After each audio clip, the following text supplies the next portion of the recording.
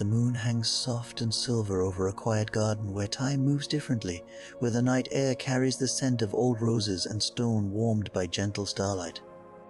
In this peaceful realm between waking and dreaming, there exists a workshop wrapped in tender shadows, its windows glowing amber like fireflies caught in glass. A figure sits on the workshop steps, a traveler who has walked far and carried much, now resting at last in this place where the world grows kind. Perhaps you're settling into your own quiet space right now, letting the day fall away. If this story brings you comfort, consider returning tomorrow night, and if you'd like, join others who find peace in these tales. And so, our story begins. This quiet legend from a realm beyond ordinary sight tells of sanctuaries built from moonlight and memory, where the weary find rest and the lost discover they were never truly alone. It speaks of gardens that bloom in eternal twilight, of workshops where every tool is familiar to the hand, of a presence that watches with patient kindness over all who shelter here. The story has been whispered through generations, changing with each telling, but always returning to the same gentle truth that somewhere in the spaces between thought and sleep, there exists a place meant just for you. Tonight, we follow a hunter who has traveled long roads through shadow and light, through forests deep and cities old, carrying questions that grew heavier with each step. This hunter, neither young nor old, but simply present, arrives at the garden gates not through seeking, but through surrender, through the simple act of being too tired to walk further. The gates stand open, wrought iron twisted into patterns of leaves and stars, and beyond them stretches a path of smooth white stones that seem to hold their own soft luminescence. The hunter pauses at the threshold, one hand resting on the cool metal of the gate. The air here tastes different, cleaner, gentler, carrying notes of lavender and old wood smoke. Somewhere in the garden, wind chimes speak in hushed metallic whispers. The hunter's shoulders, tight from years of careful watching, begin to soften. This is the moment when the body recognizes safety before the mind can doubt it. The path winds through beds of night, blooming flowers, their petals pale as cream, their centers glowing faint gold like captured candlelight. Each step on the white stones makes no sound, only a sense of connection, of weight being gently held and supported. To either side, hedges grow tall but not imposing, their leaves rustling with a rhythm like slow breathing. The garden seems to breathe with the hunter, matching each inhalation and exhalation, teaching the old rhythm of peace. Ahead, the workshop rises from the garden like a natural growth, all warm wood and soft angles, its roof steep but welcoming, its windows catching and multiplying the moonlight until the whole structure seems woven from silver thread. Lanterns hang from the eaves, their flames steady and blue, white, never flickering, never threatening to go dark. The hunter walks toward this light as moths walk toward flame, but here there is no danger of burning, only the promise of warmth without pain. On the workshop steps sits a figure in dark clothing, a long coat that pools around them like spilled ink, a wide hat that casts their face in gentle mystery. This figure, let us call them the Keeper, has been waiting, though not with impatience. They have been waiting the way the earth waits for rain, the way the garden waits for midnight, with a certainty that what is meant to arrive will arrive in its own perfect time. As the hunter approaches, the Keeper lifts their head, and though their features remain soft in shadow, there is the sense of a smile, kind and knowing. "You've walked far," the Keeper says, their voice like aged whiskey and wood smoke, rough around the edges but warm at its core. It is not a question but an acknowledgement, a witnessing of the journey that brought the hunter to this gate, this garden, this moment. The hunter nods, finding their own voice uncertain after so much silence. I didn't know I was looking for anything. I just kept walking. That's often how we find the most important places, the keeper replies, gesturing to the steps beside them. The ones we don't seek. The ones that seek us instead. The hunter sits, the wood of the steps smooth and warm beneath them as though the sun had blessed it hours ago, and the warmth had simply decided to stay. From this vantage point, the garden spreads out in gentle waves, each bed of flowers distinct but harmonious, each path purposeful but wandering. In the distance, a fountain murmurs its endless song, water cascading over stone in patient repetition. The sound carries perfectly across the space, neither too loud nor too soft, just present enough to be noticed, to be soothing. This workshop, the keeper continues, their gaze following the hunters out across the garden, has stood here for as long as memory permits. Some say it was built by hands that knew the secret languages of wood and stone. Others claim it grew from a seed planted by the moon herself on a night when the stars aligned in patterns of protection. What matters is not how it came to be, but that it is here and that you have found it. The hunter feels the truth of this in their bones, in the way their body settles more deeply against the step, in the way their breathing slows to match the rhythm of the fountain. Questions that seemed urgent only hours ago now feel distant, unimportant. There will be time for questions later. There will be time for everything later. For now, there is only this moment, this garden, this gentle presence beside them. What is this place? The hunter asks, though they're not certain they need an answer. The keeper considers this, tilting their head so the brim of their hat catches moonlight. It has many names. The dream. The workshop. The garden between. But perhaps the truest name is simply rest.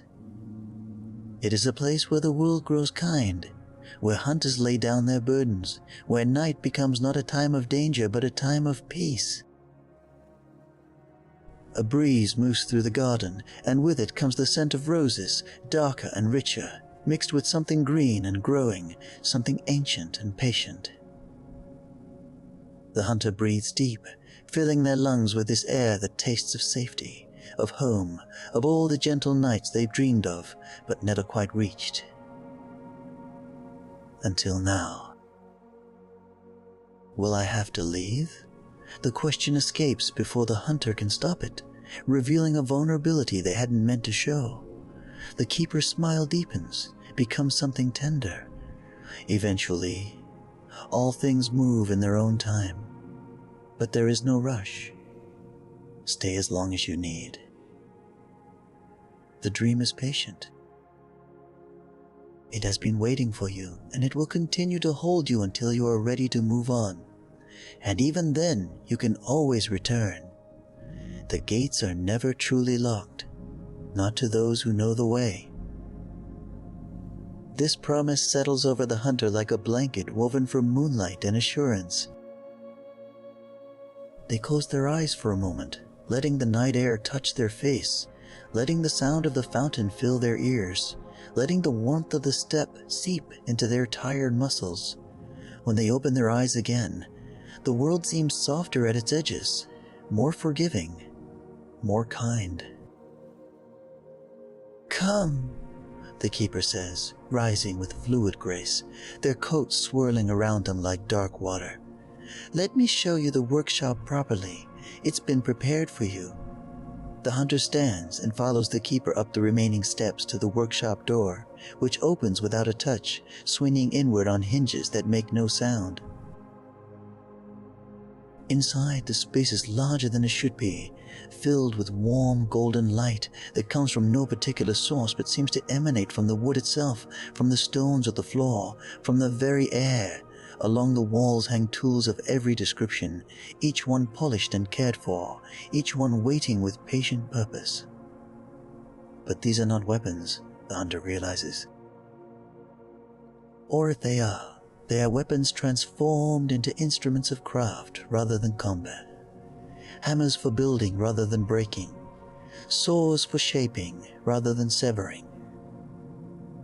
Every tool speaks of creation, of making, of bringing gentle order to chaos. On a long workbench, projects sit in various stages of completion. A birdhouse with intricate carvings, a box inlaid with mother of pearl, a staff wound with silver wire that catches and reflects the light in spiraling patterns. This is your space, the keeper says, gesturing to encompass the entire workshop. Everything here is for your use. The tools know your hand already, though you haven't held them yet. They've been waiting for someone with your particular way of seeing the world.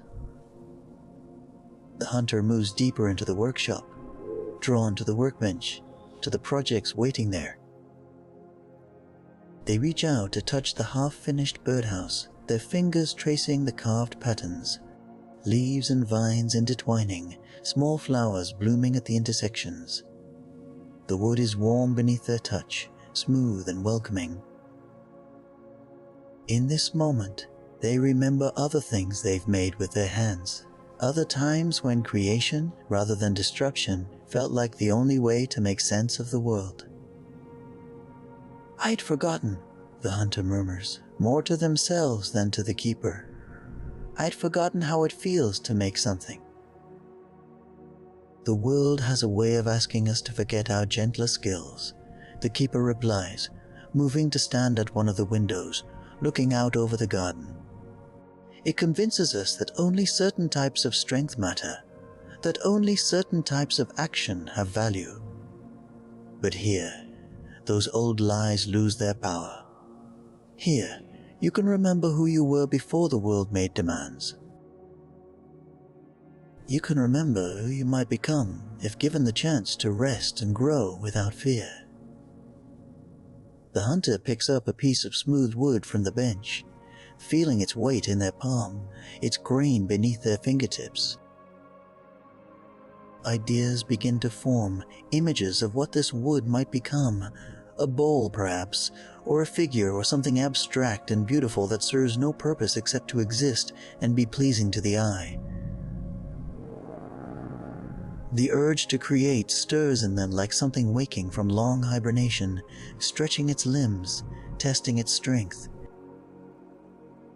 "I think I'd like to stay a while," the hunter says, and it feels like both a request and a recognition of something already decided, already true. The keeper turns from the window, and their smile is warm enough to illuminate the shadows beneath their hat. "Then you shall. The dream welcomes you fully. There is a room prepared for you whenever you need to rest. The garden is yours to wander as you wish, and the workshop will be here, always, waiting for your hands to bring life to its quiet projects." As if summoned by these words, a door at the back of the workshop opens, revealing a glimpse of a small room beyond. A bed with white linens, a window overlooking the garden, a nightstand with a single candle burning steady and safe. The sight of it makes something in the hunter's chest unknot, some tension they'd been carrying for so long they'd forgotten it was there.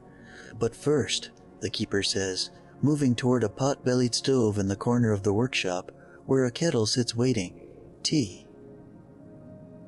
The night is still young, and there is much to show you if you have the energy. Or if you prefer, we can simply sit and let the silence teach us its lessons. The hunter finds they want both, to explore and to be still, to discover and to rest. This paradox no longer troubles them as it might have in another place, at another time. Here, contradictions exist comfortably side by side, both things true at once, both needs honored equally. The keeper pours tea into 2 clay cups, the liquid steaming and fragrant, smelling of herbs the hunter cannot name but somehow recognizes as healing, as calming, as exactly what their body needs in this moment. They accept the cup with both hands, feeling its warmth seep into their palms, and take a small sip. The taste is complex but not overwhelming. Hints of mint and chamomile, something floral, something faintly sweet like honey dissolved in moonlight. This garden, the hunter says, settling back against the workbench, the tea warm in their hands. It feels familiar, like I've been here before, in a dream maybe. Perhaps you have, the keeper replies, their own cup cradled gently. The dream has existed in many forms, in many minds. It is both a place and an idea, both a sanctuary and a promise. Some find it in sleep, some in meditation, some in moments of profound peace when the world grows quiet enough to hear what lies beneath. You found it now, in waking, and that makes it more solid, more real, more yours. They drink their tea in comfortable silence, the workshop around them settling into its own evening rhythms. Outside, the garden deepens into fuller darkness, but this darkness is not threatening. It is the darkness of closed eyelids, of rest, of safety. The moon climbs higher, and its light through the windows paints silver patterns on the workshop floor, patterns that shift and flow like water, like breath, like everything gentle and patient in the world. When the tea is finished, the keeper sets down their cup and moves to the door. Come, let me show you the garden paths. There is a grove of trees you might find particularly peaceful, and a pond where the fish glow faint blue in the darkness. Small wonders, but wonders nonetheless. The hunter follows, stepping back out into the night air that has grown slightly cooler, but no less welcoming. The garden paths branch in multiple directions from the workshop, each one lit by small lanterns that float at head height, their flames blue and steady, their light casting everything in shades of silver and gentle shadow. The keeper chooses a path that winds to the left, between beds of night, blooming jasmine whose scent is sweet enough to taste. As they walk, the keeper speaks in that warm, rough voice, telling stories of the garden's history, of the hunters who have come before, of the projects they've completed in the workshop, of the peace they found in the simple act of tending to growing things and making beautiful objects with their hands. Each story is gentle, free of tragedy or tension, focused instead on small victories, quiet revelations, moments of unexpected joy. The hunter listens, their feet finding easy rhythm on the smooth stones, their body moving without effort or thought. The path rises slightly, climbing a gentle hill crowned with ancient trees whose branches spread wide and protective, creating a canopy of leaves through which moonlight filters in dappled patterns. At the center of this grove stands a bench carved from a single piece of pale wood, its surface worn smooth by countless visitors, its shape inviting and perfectly positioned to face the view down the hill, across the garden, toward the workshop and beyond. This is my favorite spot, the keeper admits, settling onto the bench with a sigh of contentment. When the world feels too large or too demanding, I come here. The trees are old enough to remember when the earth was young, and they share that memory generously with anyone who will sit and listen. The hunter sits beside the keeper and immediately understands.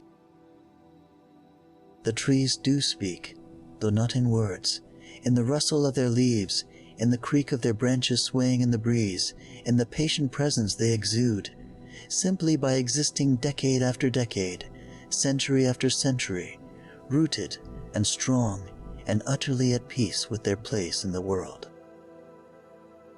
Time passes, marked only by the slow dance of shadows and moonlight, by the distant song of the fountain, by the occasional call of a night bird whose voice is melodic and unhurried. The hunter feels their thoughts slow, their worries fade, replaced by a deep sense of being exactly where they belong, exactly when they need to be here.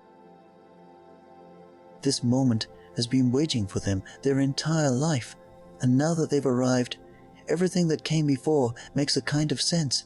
It never did while they were living through it. I was tired, the hunter says eventually, their voice soft in the listening darkness. More tired than I knew. Yes, the keeper agrees, and there is understanding in that single word, recognition of exhaustion that goes deeper than physical weariness, that touches the soul itself. But here, you can rest as deeply as you need. The dream holds you safely. The hunter and the keeper remain in the grove for a time unmeasured, letting the night wrap around them like silk, like water, like all soft things that comfort without constraint. When they finally rise, it is not because they must, but because the garden calls to them gently, suggesting other wonders to witness, other corners of peace to discover. The keeper leads the way down a different path, this one bordered by low stone walls where moss grows thick and luminous, glowing faint green like captured starlight. The pond is just ahead, the keeper says, their voice blending with the night sounds. The whisper of leaves, the distant fountain, the soft hoot of an owl somewhere in the darkness. It was here before the workshop, before even the garden took its current form. Some say it is the heart of the dream itself, the still point around which everything else turns. The path opens onto a clearing where the pond spreads in a perfect circle, its surface so smooth it reflects the moon with absolute clarity, doubling its light and casting silver illumination across the surrounding grass. At the pond's edge, reeds grow tall and graceful, their seed heads catching the breeze and swaying in unison like a choir moving to silent music. The hunter approaches slowly, reverently, sensing the sacred quality of this place, the way it seems to exist slightly outside normal time and space. As they near the water's edge, movement beneath the surface catches their eye. Fish glide through the depths, their scales luminescent, glowing soft blue and green and violet, creating moving constellations in the dark water. Each fish trails light behind it like a comet, and together they weave patterns of extraordinary beauty, never colliding, always flowing around and past each other in choreographed harmony. They've been here for as long as anyone can remember, the keeper says, kneeling beside the pond and trailing their fingers through the cool water. The fish gather around the keeper's hand, not frightened but curious, friendly, their glowing forms creating a pool of shifting light. They ask for nothing, offer nothing but their presence. Sometimes that's enough. Sometimes the most profound gifts are the ones that simply exist, that simply are. The hunter kneels beside the keeper, watching the fish dance through the water, and feels something ancient and tight within them begin to loosen. How long has it been since they'd witnessed beauty without trying to understand it, to categorize it, to make it useful? How long since they've allowed themselves to simply observe and appreciate, too? Let something be beautiful for its own sake, without demanding more. One of the fish, larger than the others and glowing a particularly radiant blue, approaches the hunter's hand where it rests on the grass at the water's edge. The creature surfaces partially, its round eye regarding the hunter with what seems like intelligence, like recognition. The hunter holds very still, hardly breathing, and the fish's mouth breaks the surface, pressing against the hunter's fingertips in what can only be described as a kiss. Brief, gentle, cool. "You've been blessed," the keeper says softly, a smile in her voice. That one rarely approaches visitors, but it knows you, somehow, recognizes something in you worth greeting.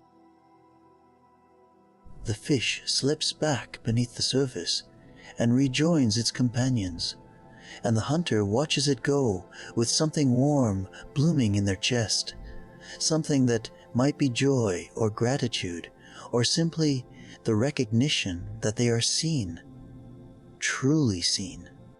by this small glowing creature in this impossible pond. A feeling spreads through them like the light through water, touching places that had been dark for too long, illuminating corners they'd forgotten existed. They sit together by the pond for a while longer, the hunter and the keeper, watching the fish trace their eternal patterns, listening to the reeds whisper their secrets to the wind. The night deepens around them but never becomes threatening, never grows cold or uncomfortable. The air remains perfect, the temperature exactly right, the breeze precisely gentle enough to soothe without chilling. Eventually, the keeper rises and gestures to another path, one that winds away from the pond toward what looks like a small grove of fruit trees. There's one more place I'd like to show you tonight, if you're not too weary, though if you are, the workshop is always there, and your room is ready whenever you need it. The hunter considers this, checking in with their body, with their energy level. They find that while they are tired, that deep, bone-level tired they've been carrying, they also feel more awake than they have in years. It's the kind of wakefulness that comes from finally being present, from finally being safe enough to lower all defenses and simply exist. They realize they want to see more of this garden, to explore every corner of this sanctuary that has opened itself to them. "I'd like to continue," they say, standing and brushing grass from their clothes. "I feel like I've been asleep for a long time, and I'm finally waking up." The keeper nods, understanding in the gesture, and leads them down the new path. The fruit trees arch overhead, their branches heavy with apples that glow faint gold in the moonlight, with pears that seem carved from pearl, with fruits the hunter cannot name, but that smell sweet and inviting. The keeper plucks an apple from a low-hanging branch and offers it to the hunter. "Everything in the garden is yours to enjoy," they say. "The fruits are always ripe, always fresh, always exactly what you need in the moment you taste them." The hunter accepts the apple, feeling its weight in their palm, its skin smooth and slightly warm, as though it's been basking in sunlight rather than moonlight. They bite into it, and the taste is extraordinary, sweet, but not cloying, tart, but not sour, complex and satisfying in ways that make them close their eyes to fully appreciate it. The juice runs down their chin and they laugh, actually laugh, at the simple pleasure of eating something so perfectly delicious. "Good?" the keeper asks, though they clearly know the answer. "Better than good," the hunter replies, taking another bite. "It tastes like every good thing I've ever experienced, all at once." They walk through the orchard, the hunter finishing their apple and feeling nourishment spread through them, not just physical but spiritual, emotional. Each bite seems to heal something, to restore something that had been depleted. By the time they reach the apple's core, they feel stronger, more solid, more present in their own skin. At the far edge of the orchard, the path opens onto a small meadow where wildflowers grow in profusion, daisies and poppies, lupines and foxglove, all blooming together in impossible harmony, all glowing softly in shades of white and cream and palest pink.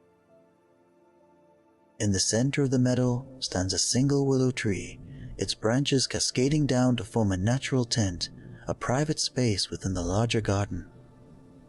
"This is the last place I want to show you tonight," the keeper says, parting the willow's branches to reveal the space within. "This is where hunters come when they need to be truly alone, truly quiet. When even the gentle company of others feels like too much." Inside the willow's embrace, the space is surprisingly large, carpeted with soft grass and scattered with cushions covered in fabric that gleams like silk.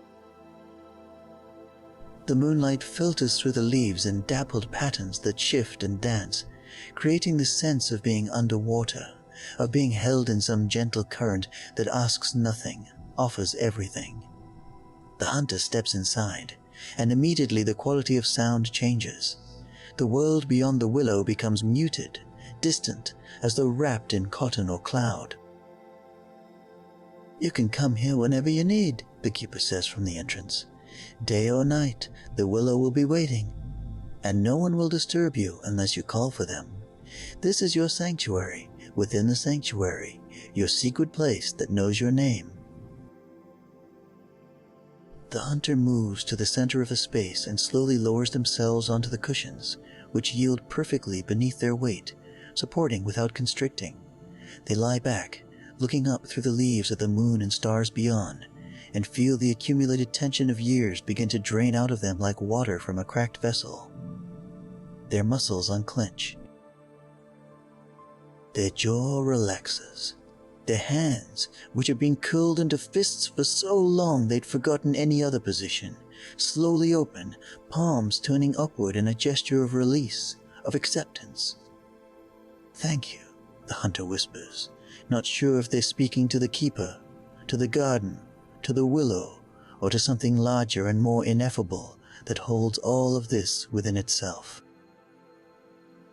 "You're welcome," comes the keeper's soft reply. "Rest here as long as you like. I'll be in the workshop if you need me. But for now, I think the garden would like some time alone with you. It has things to teach that I cannot put into words."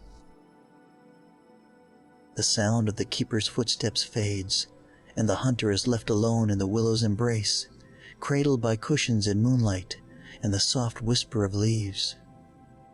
They close their eyes, not to sleep, but simply to be, to exist without purpose or direction, to let the moment hold them without demanding anything in return. Time does strange things in this place. Minutes might be hours, hours might be minutes, or perhaps time has simply stopped its usual forward march and decided to spread out in all directions at once, past and future collapsing into an eternal now. The hunter floats in this timeless space, their breathing slowing to match the rhythm of the leaves, their heartbeat settling into the patient pulse of the earth beneath them. Images drift through their mind, memories of the journey that brought them here, but softened now, their sharp edges worn smooth. They remember walking through forests where the trees leaned close, remember crossing rivers that sang over ancient stones, remember nights spent under stars that seemed both infinitely distant and impossibly close. But these memories no longer carry the weight of hardship. They have transformed into something else, into proof that they survived, that they persevered, that they found their way to exactly where they needed to be. The hunter's hands relax further, fingers splaying across the soft fabric of the cushions. Their body, which has been a source of pain and limitation for so long, becomes simply a vessel for sensation. The coolness of the night air on their face, the warmth of the earth beneath them, the gentle pressure of support from below.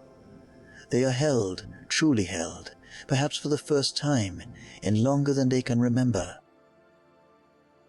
Somewhere in the garden, a nightbird sings a long, descending note that seems to pour directly into the hunter's chest, filling spaces they didn't know were empty. The sound resonates through them, and they realize they are crying, but these are not tears of sadness or pain. They are tears of release, of recognition, of finally being allowed to feel everything they've been too afraid or too busy or too armored to feel before. The willow seems to understand, its branches swaying in a rhythm that might be comfort, that might be benediction.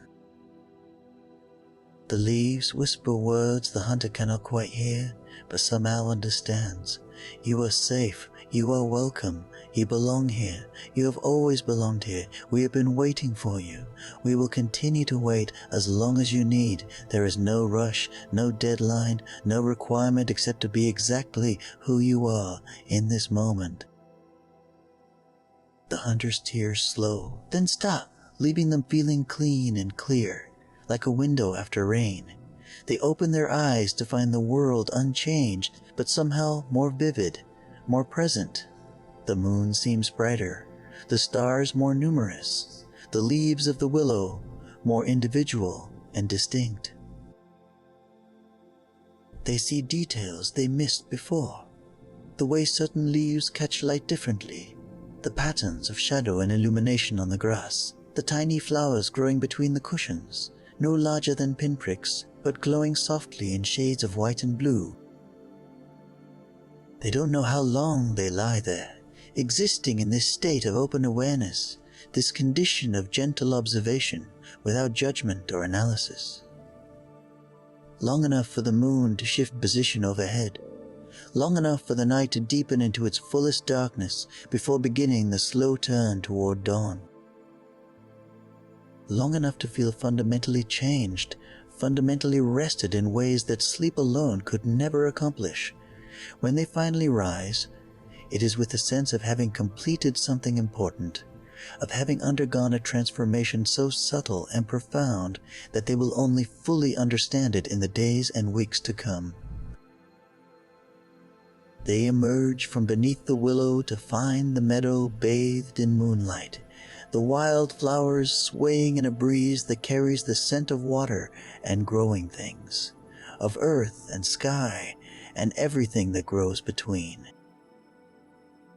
The path back to the workshop is easy to find, lit by those floating blue lanterns that bob gently at head height, patient guides that ask nothing but offer everything. The hunter walks slowly, savoring each step, each breath, each moment of existing in this garden that has welcomed them so completely. Their body feels different, lighter, more flexible, as though they've shed some invisible burden they've been carrying for so long they'd mistaken it for part of themselves.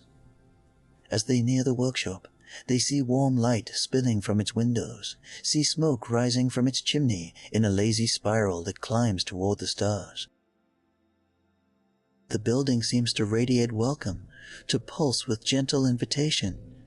The hunter climbs the steps, those same steps where they first sat with the keeper, which now feel familiar as old friends, and pushes open the door. Inside, the workshop is exactly as they left it, but somehow more inviting, more theirs. The keeper sits at the workbench, carefully carving something small from a piece of bale wood, their movements practiced and meditative. They look up as the hunter enters, and their smile is warm and unsurprised, as though they'd known exactly when to expect this return. "Welcome back," the keeper says, setting down their carving knife. "Did the garden treat you kindly?" "More than kindly," the hunter replies, moving to stand by the stove where the fire glows behind its grate, throwing dancing shadows across the floor. "It gave me something I didn't know I needed." "The garden is wise that way," the keeper agrees. "It knows what we require before we do." That's the gift of places that exist partly in dream. They can respond to needs we haven't yet named, can offer healings we haven't yet requested.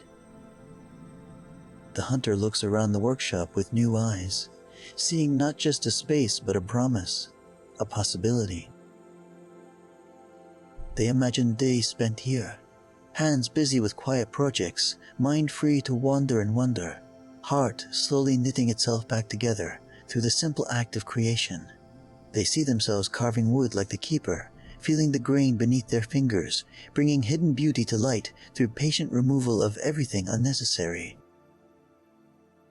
They see themselves in the garden, tending the flowers, harvesting fruit, sitting by the pond watching the glowing fish trace their eternal patterns. "I think I'd like to start something," the hunter says, surprising themselves with the certainty in their voice.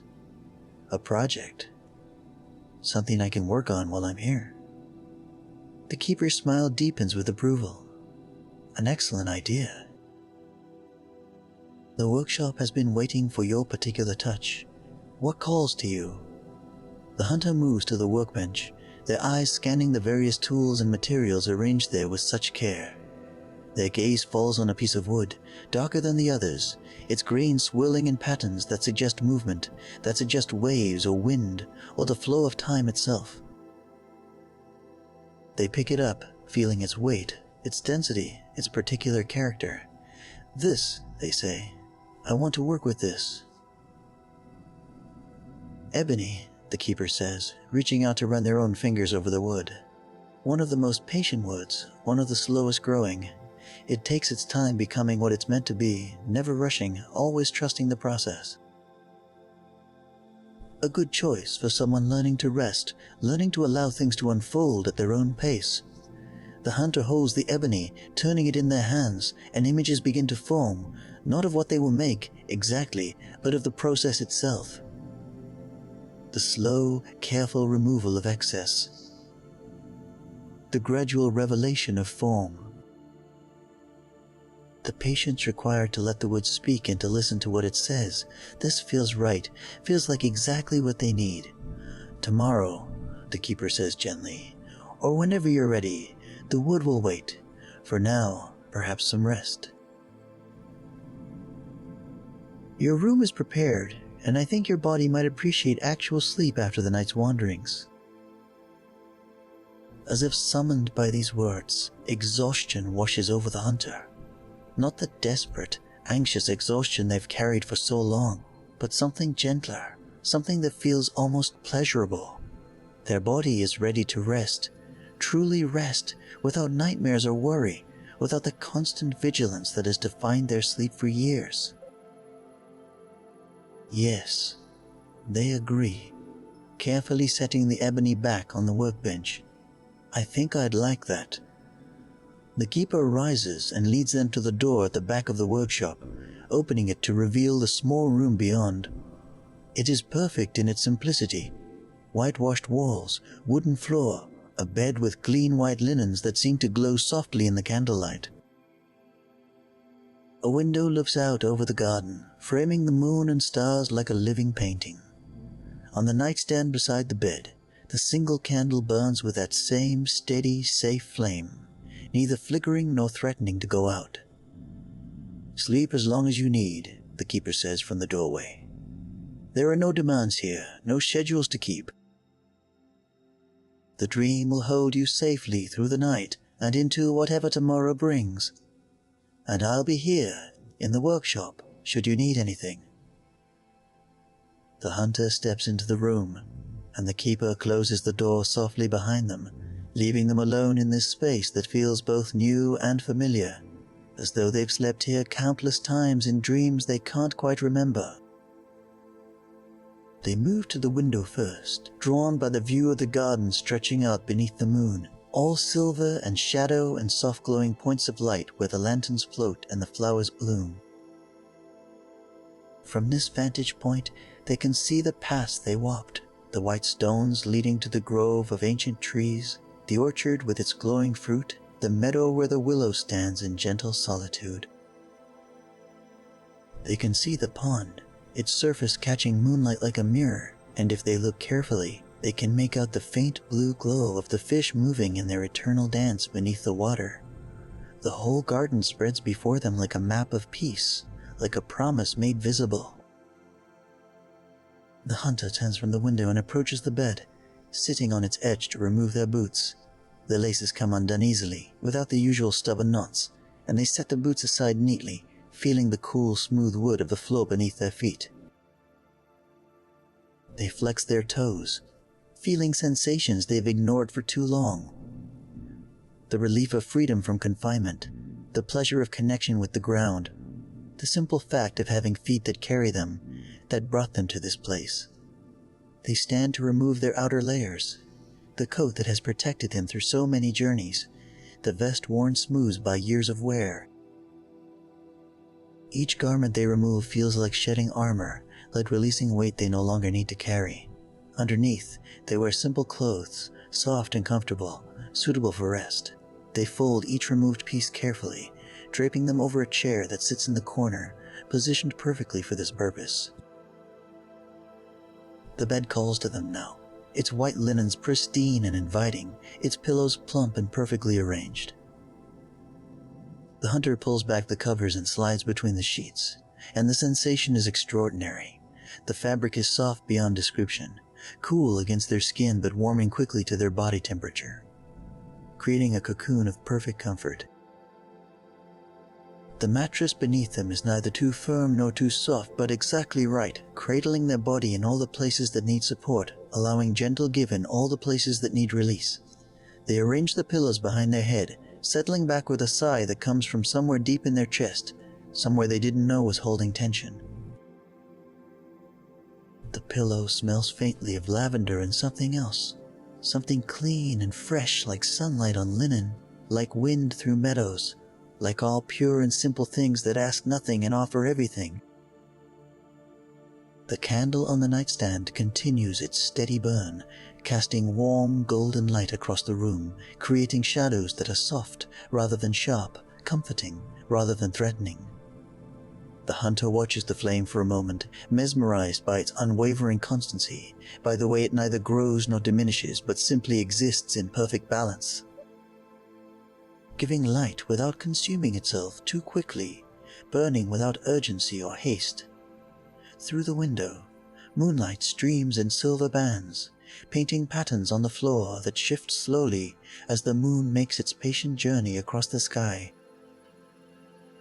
The hunter can hear the garden through the glass, the whisper of leaves, the distant song of the fountain, the occasional call of a night bird whose voice is liquid and lovely. These sounds blend together into a symphony of peace, each element distinct but harmonious, creating a blanket of sound that wraps around them as surely as the physical blankets that cover their body. They close their eyes, not yet ready to surrender to sleep, but wanting to deepen their experience of this moment, this place, this feeling of absolute safety. Behind their eyelids, colors drift and swirl. Deep blues and purples, soft greens and golds, all the colors of the garden filtered through memory and sensation. They see again the glowing fish, the luminous flowers, the silver moonlight on water. They see the keeper's kind smile, the workshop's warm interior, the willow's sheltering branches. Their breathing slows naturally, without effort or intention. Each inhalation brings the scent of lavender, of clean linen, of the garden's night-blooming flowers carried on the breeze that slips through the window's edges.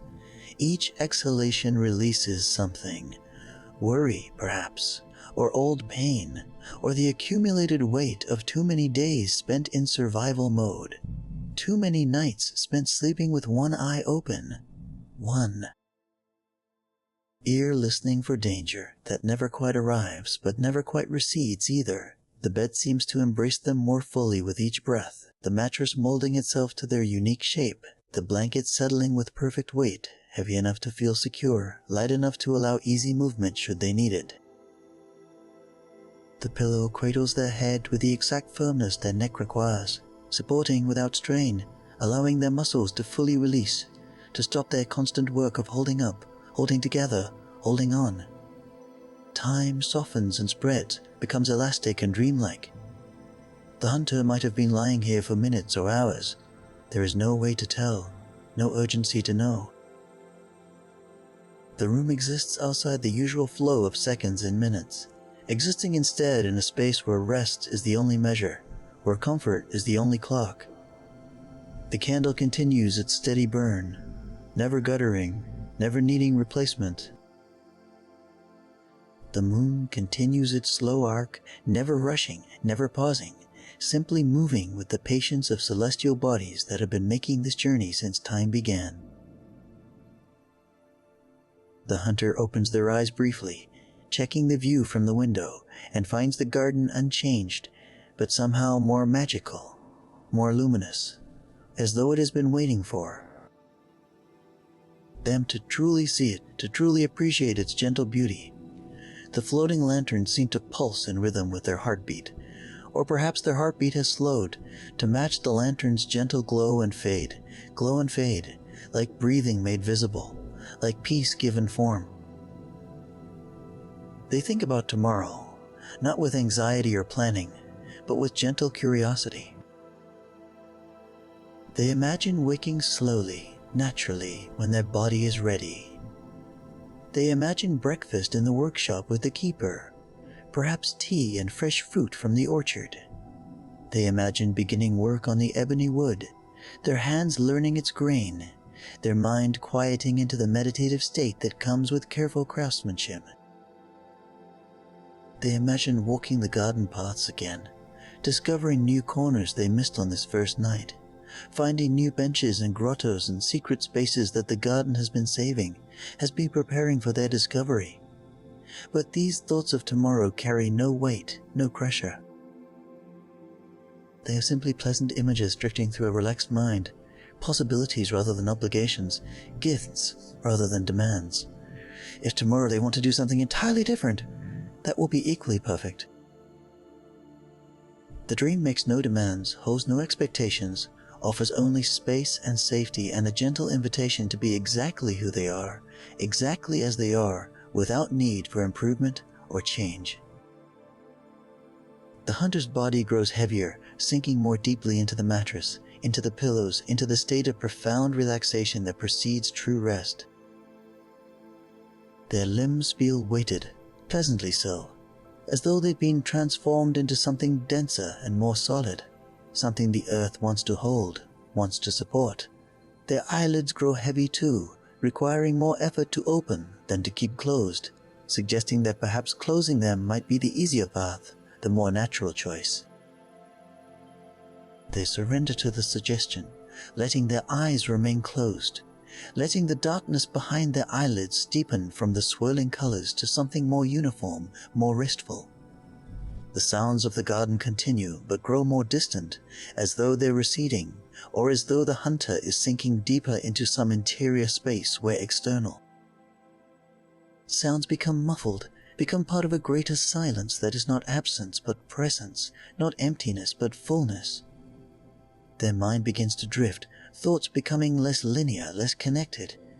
Images float past without story or sequence. The glowing fish, the willow's branches, the keeper's hands carving wood, the moon reflected in the pond, the white stones of the path, the blue flames of the lanterns. Each image is beautiful, is peaceful, but none demands attention or analysis.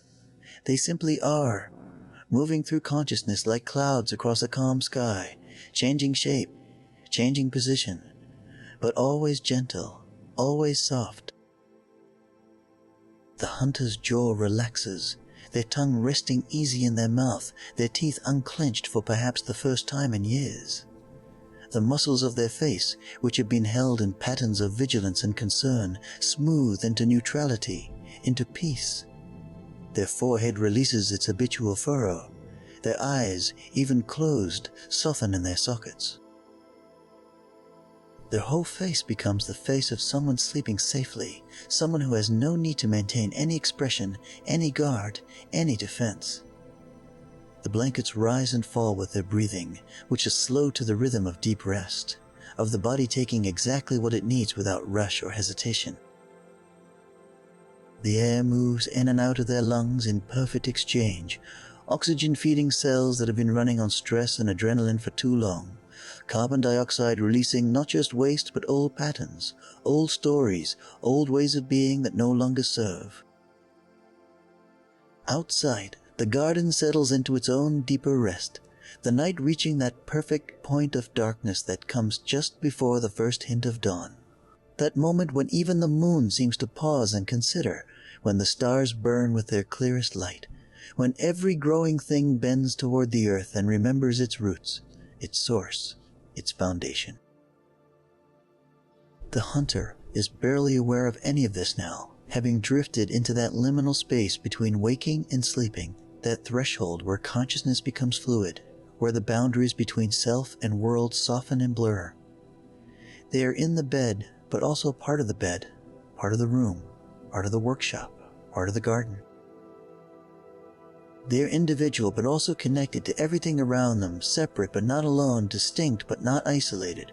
A memory surfaces, gentle and distant, something from childhood perhaps, or from some other time of safety and peace. They don't examine it closely, don't try to hold it or understand it.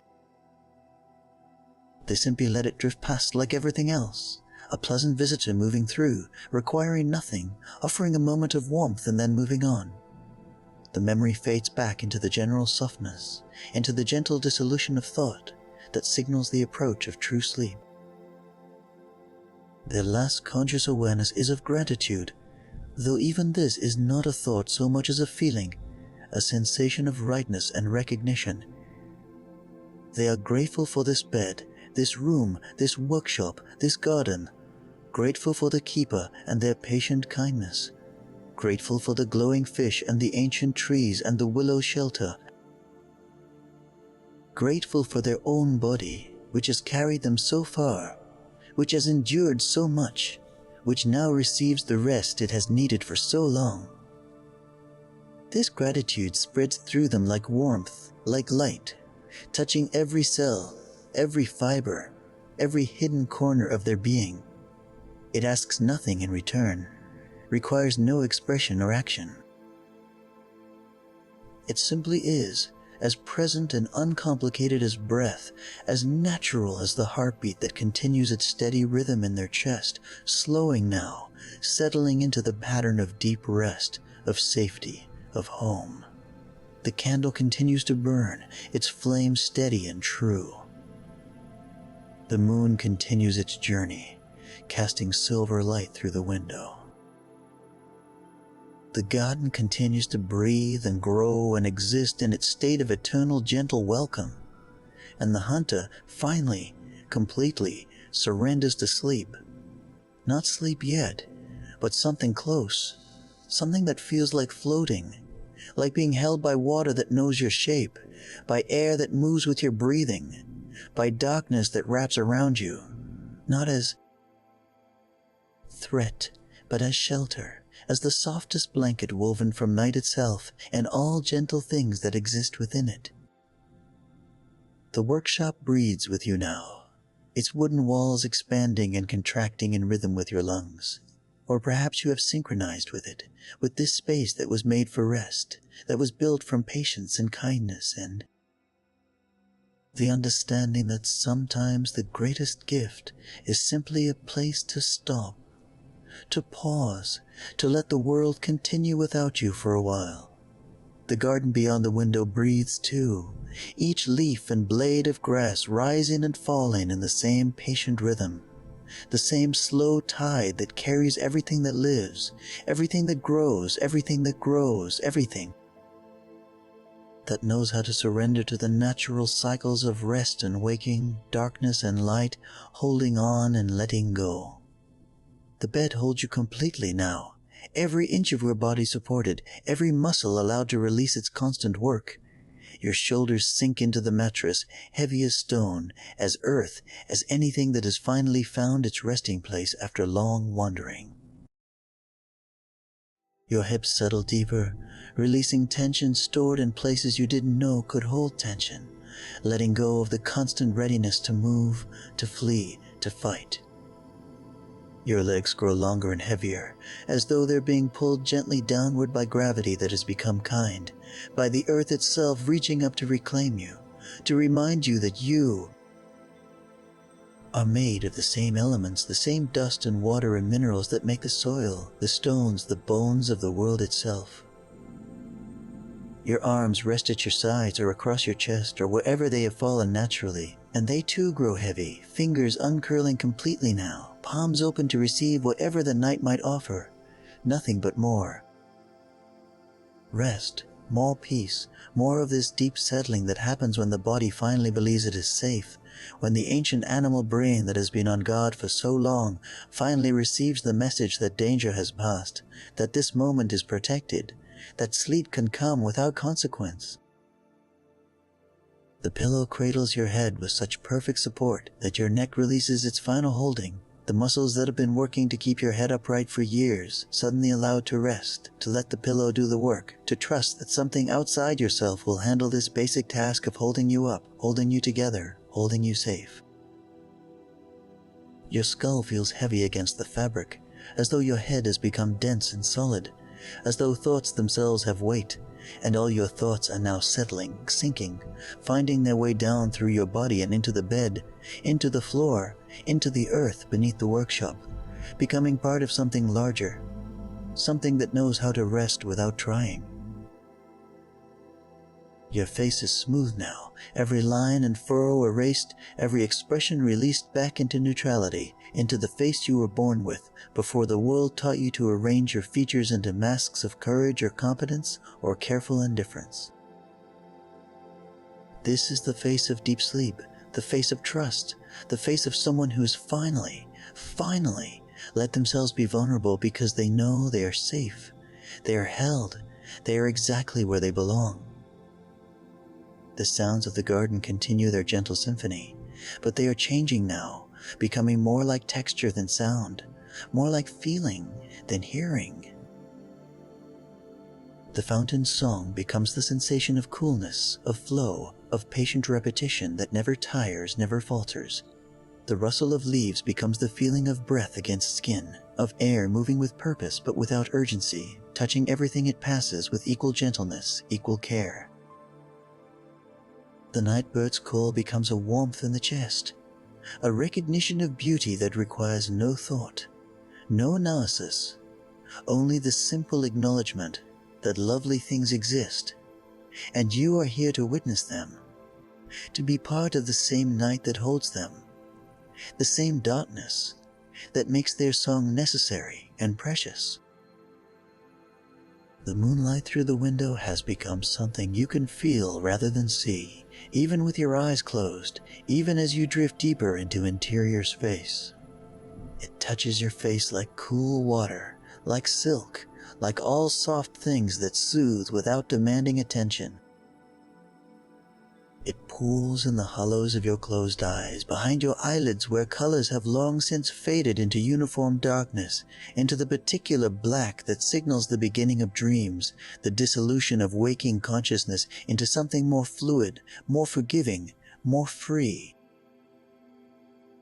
Your breathing has found its slowest rhythm now, the pattern that comes in deepest sleep when the body runs itself without input from the conscious mind, when the ancient systems take over completely and do their work with practiced efficiency. In, the air travels, filling lungs that expand without thought, without effort. Out, the breath releases, carrying with it not just carbon dioxide, but everything else that needs releasing. Old worries, old pain, old stories about who you are and what you must do and how you must be. Each exhale empties you a little more, and each inhale fills you only with air, with oxygen, with the simple fuel of life stripped of meaning or burden. The garden knows you are drifting now, approaching the threshold where waking ends and true rest begins. The trees bend slightly closer, their branches creating more shelter, more protection. The flowers close their petals in gentle mimicry of your closing eyes, curling inward to hold their light through the darkest hours, trusting they will open. Again, when the time is right, when the sun returns, when the world calls them back to wakefulness. But not yet, not now. Now is the time for closing, for holding, for the interior journey that happens in darkness and silence and the complete absence of demand. The keeper, in the workshop beyond your door, continues their own quiet work, carving wood in slow, patient strokes that create a rhythm you can almost feel through the walls, through the floor, through the very air. A rhythm that says there is time, there is always time, there is no rush, no deadline, nothing that cannot wait until you have rested. Fully, until you have taken every moment of peace you need. The knife moves through wood with whispered sounds, and these sounds join the symphony of the garden, become part of the texture of safety that surrounds you, that holds you, that promises nothing will disturb this rest you have, finally claimed. Your heartbeat slows to its deepest pace, the rhythm of a body at complete rest, a body that has stopped running, stopped fighting, stopped defending itself against threats real or imagined. It beats with the patience of the Earth's rotation, with the steadiness of tides, with the reliability of moon phases and seasonal changes. All things that happen without effort, without consciousness, that simply are because that is their nature, their purpose, their way of existing in the world. You are sinking now, not falling but being gently lowered, as though invisible hands support you from beneath, as though the bed itself is descending through layers of waking consciousness into deeper waters, darker spaces, places where thought dissolves completely and only sensation remains. The sensation of being held, of being safe, of being exactly where you belong. The workshop proceeds above you, or perhaps you are descending below it, moving through layers of awareness like moving through water, each layer darker and quieter than the last. Each layer holding you more completely, more fully. The last threads of consciousness are dissolving now, like mist in morning sun, like sugar in warm water, dispersing into something larger until they cannot be separated or identified or held onto. Thoughts that try to form cannot complete themselves, trailing off into silence, into the wordless space that exists before language, before naming, before the need to understand or explain or make sense of anything. This is the space where sleep lives, where rest makes its home, where the body and mind finally reunite in the simple act of being, of existing without purpose or direction or anything but the steady rhythm of breath and blood and bone. As this tale settles into the corners of the room, into the spaces between your heartbeats, the garden sounds carry you deeper still. Night calm, very safe. Nothing to do except rest, nothing to be except exactly this. Body in bed, breath moving slow, mind releasing its hold on waking, on worry, on the world that will still be there when you return, but which cannot touch you here, cannot reach you in this protected space, this sanctuary within the sanctuary, this moment that belongs only to you and to rest, and to the gentle darkness that asks nothing, offers everything. The fountain in the garden whispers its eternal song, and the song becomes your breathing, becomes the pulse in your temples, becomes the very rhythm of existence itself.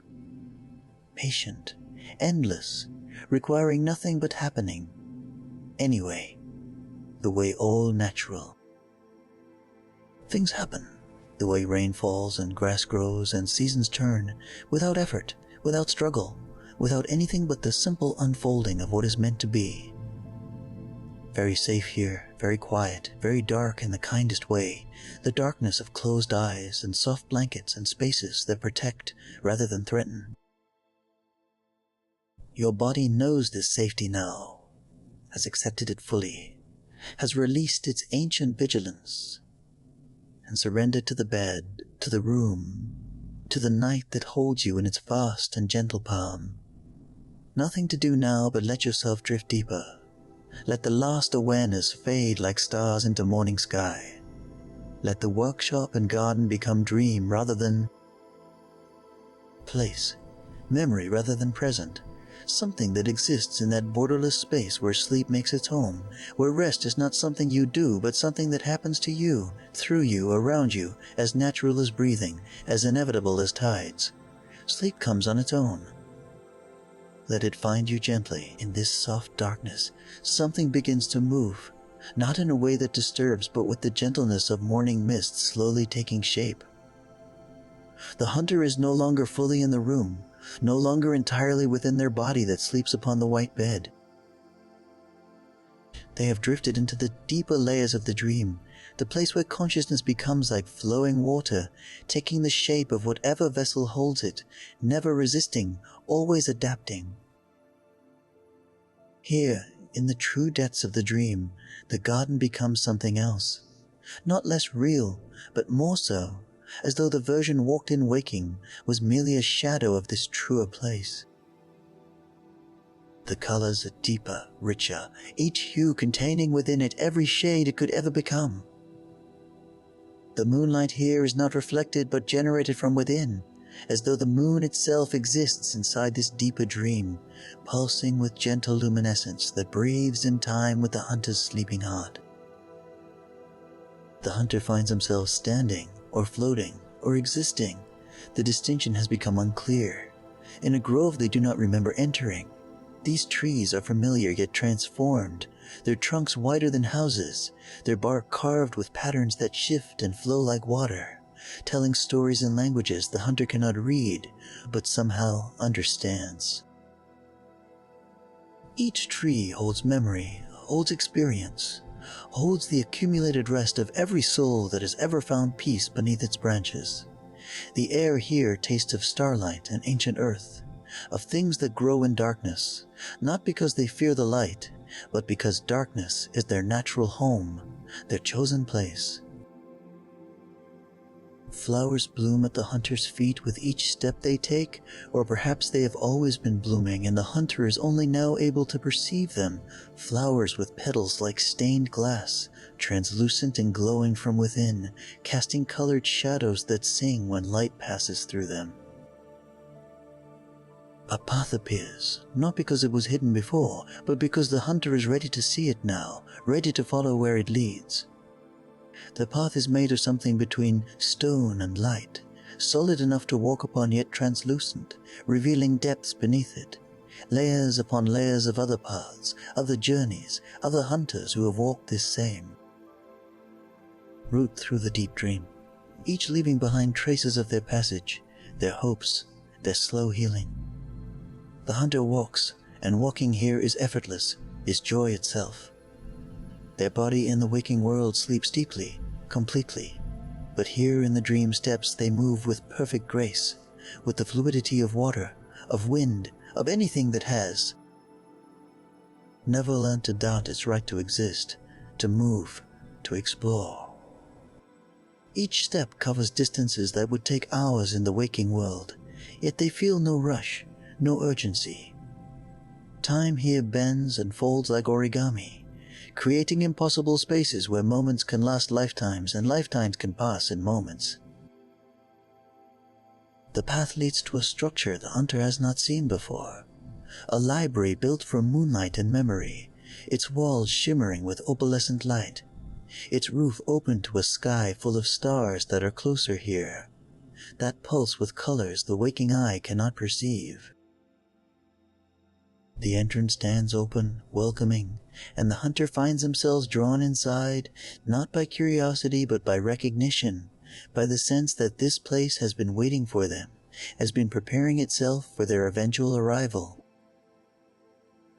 Inside, the library stretches into impossible distances, shelves rising to heights that disappear into soft darkness, each shelf lined with books that glow faintly, each spine marked with symbols that shift and change as the hunter looks at them, adapting themselves to be readable, to be understood. But these are not ordinary books. They are bound memories, collected dreams, the accumulated rest of countless souls who have found their way to this sanctuary. A figure sits at a reading table near the entrance, and the hunter recognizes the silhouette even before they see the face. The keeper, though here in the deep dream they appear slightly different, more luminous, more clearly defined. They look up from the book they've been reading, and their smile is warm, unsurprised, as though they had known the hunter would find their way here eventually. "Welcome to the Library of Rest," the keeper says, their voice echoing softly in the vast space, creating harmonics that fade slowly into the shelved distances.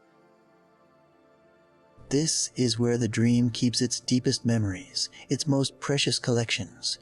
Every sleep, every rest, every moment of peace ever experienced within the dream is recorded here, preserved for those who need to remember that rest is possible, that peace is real. The hunter moves closer, drawn to the table where several books lie open, their pages filled with script that seems to write itself as they watch, words appearing in flowing cursive that glimmers like liquid silver. "What are these?" they ask, their voice sounding different here, clearer, more resonant, as though the dream amplifies what is true, what is essential. "These are tonight's recordings," the keeper explains, gesturing to the open volumes. "Each person who rests within the dream, whether they know of its existence or not, contributes to these pages. Their dreams, their peaceful moments, their slow healing, all of it is witnessed here, is honored here. Nothing is lost. Every moment of rest adds to the library's collection, becomes part of the eternal record of peace." The hunter leans over one of the books, and the words seem to respond to their attention, growing larger, more distinct. They read fragments. A child sleeping safely after nightmare's end. A traveler finding unexpected shelter in a storm. An old person releasing lifelong burdens as they drift toward their final rest. Each entry is brief but complete, a perfect capture of peace achieved, of safety felt, of the moment when fear finally releases its grip and allows rest to enter. "May I?" the hunter asks, reaching toward the book, and the keeper nods permission. The hunter's fingers touch the page, and suddenly they are inside the memory recorded there. They feel the child's relief, the traveler's gratitude, the old person's profound acceptance. These feelings flow through them like warm water, like honey, like anything that nourishes and restores. When they lift their hand, tears stand in their eyes, but these are gentle tears, tears of recognition and shared humanity. "The library grows every night," the keeper continues, rising from their chair and moving toward the shelves. "Some nights it grows by pages, some nights by volumes, some nights by entire sections. There is always room. The dream is infinite in its capacity to hold rest, to witness peace, to preserve every moment when a living being finds respite from struggle." They walk together through the library, the keeper leading the hunter deeper into its luminous depths. The shelves here are organized, not by any system the waking mind would recognize, but by resonance, by feeling, by the particular flavor of rest each book contains. Here are the shelves of exhausted parents finally sleeping when their children sleep. There are the collections of soldiers finding peace after war's end. Beyond those are the volumes of the sick who sleep free from pain, the grieving who sleep free from sorrow, the anxious who sleep free from fear. The hunter pauses at a shelf that seems to call to them, drawing their attention with a subtle pull like magnetism, like gravity made gentle. The books here glow slightly brighter than others, their spines marked with symbols that seem familiar, though the hunter cannot say why. They reach for one volume, and it comes to their hand easily, opening to a page that shows their own name written in that flowing silver script. "These are yours," the keeper says softly. Every moment of rest you have ever achieved, every peaceful sleep, every instant when you felt safe enough to let your guard down, all recorded here, all preserved. The dream has been keeping these for you, waiting for the day when you would find your way here and could see proof that despite everything, despite all hardship and struggle, you have known peace. You have rested. You have survived. The hunter turns the pages slowly, reverently, seeing their own life reflected back in fragments of rest, sleeping as a child with a beloved toy clutched close, napping in afternoon sun after playing until exhausted, the few nights in adulthood when safety felt real enough to allow deep sleep. Each entry is brief but precious, a jewel of memory that the dream has been safeguarding all this time. "I didn't know," the hunter whispers, overwhelmed by the evidence of their own capacity for rest, for peace, for moments when they trusted the world enough to close their eyes and drift. "I thought I had forgotten how." "You never forgot," the keeper replies, their hand coming to rest gently on the hunter's shoulder. "You only lost access to the memory of knowing. The knowing itself remained, waiting for circumstances that would allow it to surface again. And now, here, in the safety of the dream, you can remember fully. You can add new entries to your book, can fill pages that have been waiting blank for too long." The hunter closes the book carefully, holding it against their chest for a moment before returning it to its shelf. They feel different now, more solid somehow, more real, as though reading these preserved moments of their own rest has returned something essential that had been scattered or lost. They are more themselves here in the deep dream than they have been in waking life for longer than they can remember.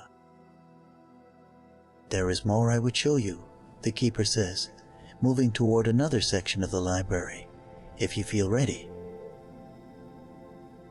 The dream holds many chambers, many spaces designed for different types of healing, different approaches to rest. You need not see them all tonight. There will be other nights, infinite nights, as many as you need. But there is one place in particular I think might speak to you. The hunter nods, following the keeper through an archway formed from twisted branches that still grow leaves of silver and gold, still live despite serving as architecture. Beyond this arch, the library gives way to something else, a gallery perhaps, or a garden within a garden, a space that combines elements of both. The walls here are lined not with bookshelves but with windows, each one looking out onto a different scene of rest, a different vision of peace. Through one window, the hunter sees a cottage garden at golden hour, bees moving lazily among flowers, a cat sleeping in a patch of sun. Through another, they see a mountain meadow after first snow, everything hushed and clean and perfect. A third window shows a beach at twilight, waves rolling in with hypnotic repetition, each one erasing the last one's traces in the sand, creating the world anew with each arrival. These are the possibilities, the keeper explains, gesturing to encompass all the windows. Places that exist within the dream, places you can visit when you need particular types of rest. Some nights you may need the garden's gentle domesticity. Other nights, the mountain's vast silence. Still others, the ocean's eternal rhythm. Each window is a doorway. Each doorway opens to a space designed for healing a specific type of weariness. The hunter moves from window to window, drawn to each scene, feeling how different types of peace emanate from each one. The garden offers rest through beauty and growth. The mountain offers rest through perspective and silence. The ocean offers rest through the assurance that some things are eternal, unchanging, reliable in their ceaseless motion. But it is a fourth window that calls most strongly to them, one showing a scene they recognize from their own deep memory. A forest glade where moss grows thick on ancient stones, where a small stream speaks in quiet tones, where sunlight filters through leaves in golden shafts that make the air itself visible, tangible, something you could reach out and touch and hold and carry with you. This place exists somewhere in the hunter's childhood, in some half-remembered day when they felt completely safe, completely themselves, completely free to simply exist, without fear or duty or expectation. This one, the hunter says, their voice catching slightly. I remember this place. Or something like it. I didn't know it had stayed with me. The places that give us our first experiences of safety never truly leave us, the keeper replies. They live in us forever, waiting to be remembered, waiting to offer their particular gift again when we need it most. Would you like to visit? The doorway will open for you if you wish it. The hunter nods, unable to speak past the emotion tightening their throat. The keeper reaches out and touches the window's surface, which ripples like water, like silk, like anything that can be solid and fluid at once. The scene beyond becomes more vivid, more present, and the hunter can smell it now, the rich scent of moss and stream water, the green smell of growing things, the particular perfume of sunlight on leaves. Go, the keeper says gently. I will be here when you return, or in the workshop, or wherever you need me to be. The dream moves with your needs. Trust that you will find your way back when you are ready, and trust that you can stay as long as you require. This place is yours. It has been waiting for you to reclaim it. The hunter steps forward, and the window opens like a door, like an embrace, welcoming them through into the forest glade that lives in memory and dream both. existing in that perfect space where the two are inseparable, where what was and what could be merge into what is, right now, in this eternal moment of rest and return. The transition is seamless. One moment standing in the gallery, the next moment in the glade itself, feet on moss that yield softly beneath their weight, air filling their lungs with all the sense of forest and stream and growing peace. The hunter turns slowly, taking it all in, seeing with adult eyes what they last saw as a child, but finding it unchanged, finding it exactly as memory preserved it, exactly as the dream has been maintaining it all these years. The stream speaks in the language of small stones and patient flow, each ripple and eddy creating sounds that blend into a song the hunter remembers without ever having consciously learned it. They move toward the water, drawn by its clear voice, by the way sunlight catches on its surface and breaks into diamonds, into stars, into all bright things that shimmer without burning. The stream is shallow here, running over smooth pebbles worn round by countless years of gentle erosion, each stone a testament to the power of patience, of softness applied consistently over time. The hunter kneels beside the stream, feeling the moss cushion their knees with perfect softness, and reaches down to trail their fingers through the water.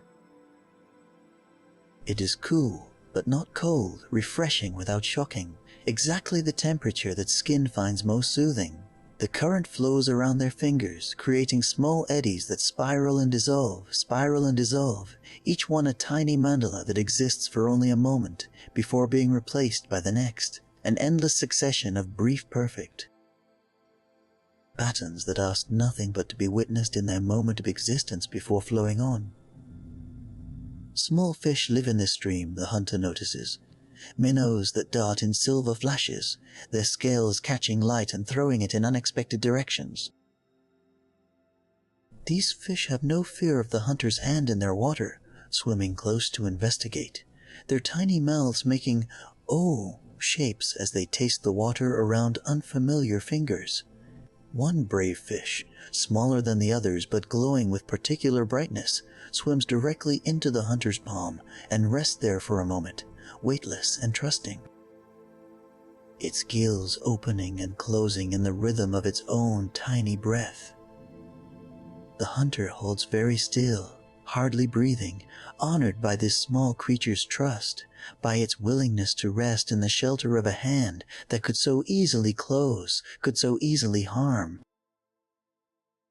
But harm feels impossible here, feels like a concept from another world entirely, a world that grows more distant with each moment spent in this glade of memory and peace. The fish rests for another heartbeat, then another, before darting away to rejoin its companions in their eternal dance through the stream's clear water. Standing slowly, the hunter wipes their wet hand on their clothes and continues deeper into the glade, following no particular path, but trusting their feet to know the way. The trees here are old, not ancient like the ones in the grove near the workshop, but old enough to have witnessed generations, to have sheltered countless beings beneath their branches, to have grown into the particular shapes that trees only achieve when given time and safety to follow their own inner blueprints rather than struggling against harsh conditions. Birch trees, with their distinctive white bark, stand among oaks and maples, creating a mixed canopy that filters sunlight into layers, into stages of brightness. And shadow that shift as leaves move in the gentle breeze. The undergrowth is lush but not tangled. Ferns unfurl in elegant spirals. Wildflowers bloom in scattered profusion. Moss covers fallen logs in thick blankets of green that glow almost luminous in the shaded places. The hunter comes to one such log, a massive oak that has fallen across the glade, creating a natural bench at perfect sitting height. The bark has long since fallen away, leaving smooth weathered wood that has turned silver with age and exposure. The hunter sits, and the wood is warm beneath them, heated by all the hours of sunlight it has absorbed, all the days and years of patient existence. From this vantage point, they can see the entire glade spread before them, can see how it forms a natural amphitheater, a bowl of peace held in the forest's gentle hands. A movement catches their eye, a deer stepping delicately from between the trees, its coat the color of autumn leaves, its eyes large and dark and calm. The deer does not startle at the hunter's presence, does not freeze or flee. Instead, it moves closer, lowering its head to browse on the tender shoots of new growth, completely at ease, completely trusting. The hunter watches in wonder, in gratitude for this visitation, for the opportunity to share space with this creature without fear on either side. More deer emerge from the forest, a small herd, 5 or 6 in total, including one fawn whose legs still seem too long for its body, whose movements have that endearing awkwardness of youth still learning its own coordination. The fawn stays close to what must be its mother, copying her movements, learning through observation and practice, how to be a deer, how to move through the world with grace and caution in perfect balance. The hunter sits motionless, hardly breathing, as the deer graze around them. One large doe approaches particularly close, near enough that the hunter could reach out and touch her if they dared, though they do not, understanding that this moment requires stillness, requires receiving rather than taking, witnessing rather than possessing. The doe's breath is visible in the shafted sunlight, puffing out in small clouds as she chews, as she exists in perfect present moment awareness, concerned only with this grass, this breath, this now. Time passes in the glade without urgency, without even the sense that it is passing at all. The sun remains in its perfect position, creating those golden shafts of light that make the air visible, that turn ordinary space into something precious and weighted with meaning. The stream continues its gentle song. The deer graze and rest and groom each other with rough tongues and gentle teeth, performing the social rituals that bond the herd, that create safety through connection, through the assurance that others watch while you rest, that you are not alone, that vigilance can be shared, rather than shouldered by each individual in isolation. The hunter realizes they are crying again, tears sliding down their face in silent tracks, but these tears carry no pain, no grief, no burden. They are simply the overflow of emotion, too large to be held completely inside. Gratitude, peace, recognition of beauty, the sharp, sweet ache of remembering what joy feels like, what safety tastes like, what it means to exist in a moment so perfect that time itself seems to pause and take notice, to mark this as worthy of preservation. The doe who has been closest to the hunter lifts her head from grazing and looks directly at them, meeting their eyes with her own dark gaze. In that moment of connection, the hunter feels seen, not judged, not evaluated, simply witnessed in their wholeness, their humanness, their particular way of existing in the world. The doe holds the gaze for a long breath, for 2, and then lowers her head again to continue grazing. The moment complete, the recognition given and received.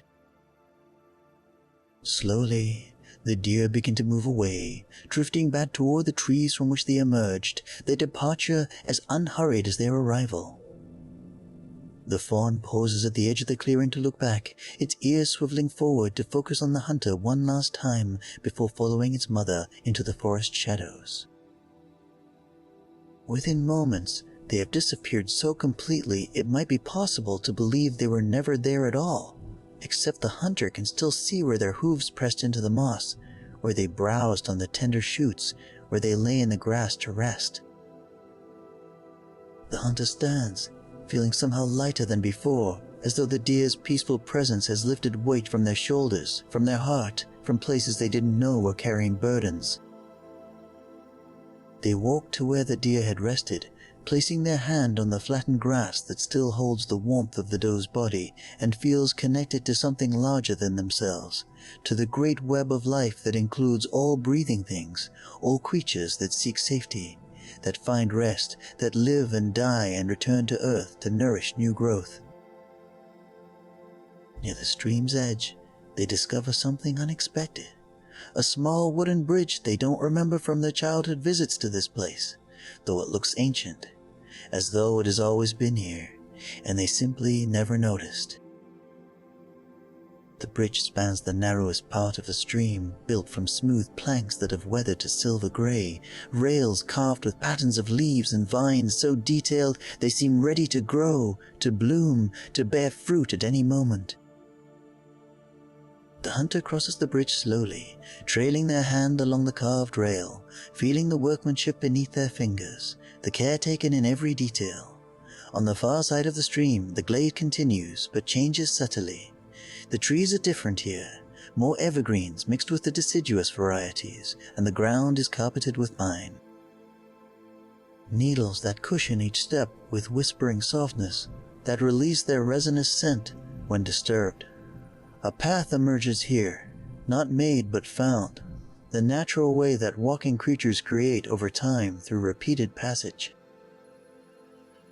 The hunter follows it, trusting it to lead somewhere worth going, trusting that everything in this place of memory and dream has purpose, has meaning, even if that meaning is simply to exist and be beautiful and provide shelter for those who need it.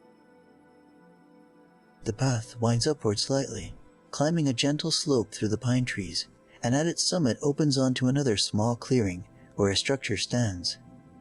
A gazebo made from living trees that have been gently encouraged to grow in a circular pattern, their trunks forming pillars, their branches weaving together overhead to create a living roof. Benches have been built into the circle of trees, growing from the wood itself rather than attached to it, as though the trees decided on their own to offer seating for weary travelers. The hunter enters the gazebo, marveling at its construction, at the patience required to create such a thing. This was not built in days or weeks, but grown over years, over decades perhaps, shaped by someone who understood that the best sanctuaries are not forced into existence, but coaxed, encouraged, given time to develop naturally, while being gently guided toward form. Whoever made this place understood trees, understood time, understood that rest requires beauty not for decoration but as essential sustenance, as necessary as food or water or air. Sitting on one of the living benches, the hunter looks out through the pillared trees at the view beyond, the forest spreading out in waves of green, darker evergreens. Mixing with lighter deciduous leaves, the whole creating a tapestry of shades and textures that shift as wind moves through the canopy. In the distance, barely visible through the trees, a mountain rises in gentle slopes, its peak touched with snow that glows pink and gold in the eternal sunset light of this place. This view, this vista of forest and mountain and distance, creates in the hunter a feeling of perspective, of proportion. Their own concerns, their own struggles, shrink to proper size when seen against such vastness, such patient existence. The forest has been here longer than them, will be here longer after them, and this continuity is not threatening but comforting, a reminder that individual life is brief, but life itself is eternal, that their particular story is one thread in a tapestry so vast and intricate that no single thread's beginning or ending can diminish the whole. A sound behind them makes the hunter turn footsteps approaching up the path they just climbed. But there is no alarm, no fear, because in this place, fear has no foothold, no point of entry. The footsteps belong to the keeper, who emerges from between the trees with a basket over one arm, a blanket draped across the other. "I thought I might find you here," the keeper says, their smile warm and knowing. This gazebo is a favorite resting place for many who visit the glade. There's something about elevation, about being able to see far while feeling safely enclosed, that appeals to those who have spent too long scanning horizons for threats. Here, the horizon is beautiful.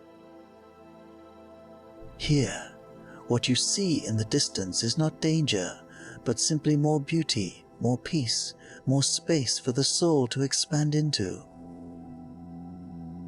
The keeper spreads the blanket on the wooden floor of the gazebo, smoothing it carefully, creating a space for sitting or lying that adds another layer of comfort to an already comfortable place. From the basket, they withdraw simple provisions: bread that smells of wheat and honey, cheese wrapped in cloth, fruits that glow with the same inner light as those in the workshop's orchard, a bottle of something clear and golden that catches the light like captured sunlight. "I thought you might appreciate some sustenance," the keeper says, settling onto the blanket and arranging the food between them. "The body that sleeps in the workshop is resting deeply, but this version of you, the dream self that walks these spaces, can still enjoy the sensation of eating, of tasting, of being nourished. And these foods carry their own gifts beyond simple nutrition." The hunter joins the keeper on the blanket, accepting a piece of bread that tears easily, releasing steam that smells of warmth and home and every good morning of their life. They bite into it, and the taste is extraordinary. Not just bread, but the essence of bread, the platonic ideal of what bread should be. It is sweet and hearty and satisfying in ways that transcend physical hunger, feeding something deeper, something that has been starving for longer than they realized. The keeper pours the golden liquid into 2 cups that appeared from the basket without the hunter noticing their emergence. "This is distilled sunlight," they explain, offering 1 cup to the hunter.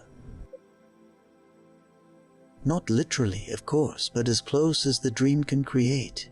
It carries warmth, clarity, the feeling of golden afternoons when the world is kind and everything is exactly as it should be. The hunter sips, and the liquid is slightly sweet, slightly warm, tasting of honey and apple and things that grow in sunlight, that turn light itself into substance through the miracle of life. It spreads through them like actual sunshine, like warmth that comes from within rather than without, illuminating corners of themselves that had been shadowed for too long. They eat together in comfortable silence, the keeper and the hunter, sharing the simple meal while the forest whispers around them and the eternal sunset paints everything in shades of gold and amber and rose. Birds call from the trees, their songs overlapping and harmonizing, creating music that needs no composer, no conductor, only the natural instinct to sing, to announce presence, to claim territory, not through aggression, but through beauty. "Tell me," the hunter says eventually, when the meal is finished and they are simply sitting together in satisfied fullness, "how does this place exist? This glade from my childhood. Is it memory? Or is it real? Or is it something else entirely?" The keeper considers this question, their gaze distant and thoughtful. "All 3, perhaps," they reply, "and none of them." The dream exists in the spaces between categories, in the places where either or becomes both and. This glade is your memory, yes, your brain's preservation of a place that once gave you peace. But it is also real in the sense that it exists here, now, solid enough to walk upon, substantial enough to provide actual rest and healing. And it is something else entirely. It is possibility, potential, the promise that peace is always accessible, if you know how to find the doorway that leads to it. "So it's not the actual place I visited as a child?" the hunter asks, needing to understand, to categorize, even as they sense that such understanding might be beside the point. "It might be," the keeper says with a slight smile. "Or it might be that the place you visited as a child was itself a manifestation of the dream, a moment when the boundary between waking and sleeping grew thin enough for you to slip through without realizing. Or perhaps this glade exists in many places simultaneously, in your memory, in the dream, in the waking world, in the forest that grows between all these states. Does it matter which is true, if the peace it offers is genuine, if the rest you find here actually restores you? The hunter considers this, watching how the light shifts through the trees as wind moves the branches, creating an ever-changing play of shadow and illumination. No, they finally answer. I suppose it doesn't matter. I'm here. It's real enough to touch, to smell, to taste. It's giving me something I needed. That's enough. That's everything. Precisely. The keeper agrees, beginning to pack away the remains of their meal. The dream teaches us to release our grip on certainty, on the need to define and categorize and understand. Some things can only be experienced, not explained. Some gifts can only be received, not analyzed. Rest is one of these things. You cannot think your way into it, cannot force it or schedule it or make it happen through effort. You can only create conditions where it becomes possible and then allow it to find you. They sit in silence for a while longer, watching the light, listening to the forest, simply being present in this moment that asks nothing and offers everything. The hunter feels their breathing slow even further, feels their body, both the sleeping body in the workshop and this dream body in the glade, settle more deeply into rest, into the particular peace that comes from being exactly where you belong, exactly when you need to be there.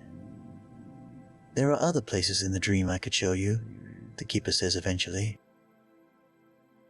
Rooms and gardens and halls beyond counting, each designed for different types of healing, different approaches to rest. But perhaps for tonight, this is enough. Perhaps you found what you needed, at least for now. The glade will remain here, waiting for you whenever you need to return. And other places will reveal themselves when you're ready for what they offer.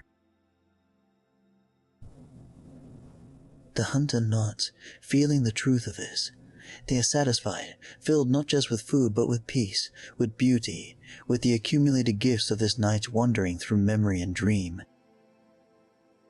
They stand, helping the keeper fold the blanket, and together they walk back down the path toward the stream, toward the bridge, toward the original clearing where the deer grazed and the stream sang its patient song. At the bridge, the hunter pauses to look back one last time at the glade, committing it to memory even though the keeper has assured them it will remain, that return is always possible. The clearing looks even more beautiful in this moment of departure, the way places often do when we prepare to leave them, more vivid, more precious, as though our attention sharpens in the face of absence. The deer are gone, but their presence lingers in the pressed grass, in the peace that still hangs in the air like perfume, like blessing.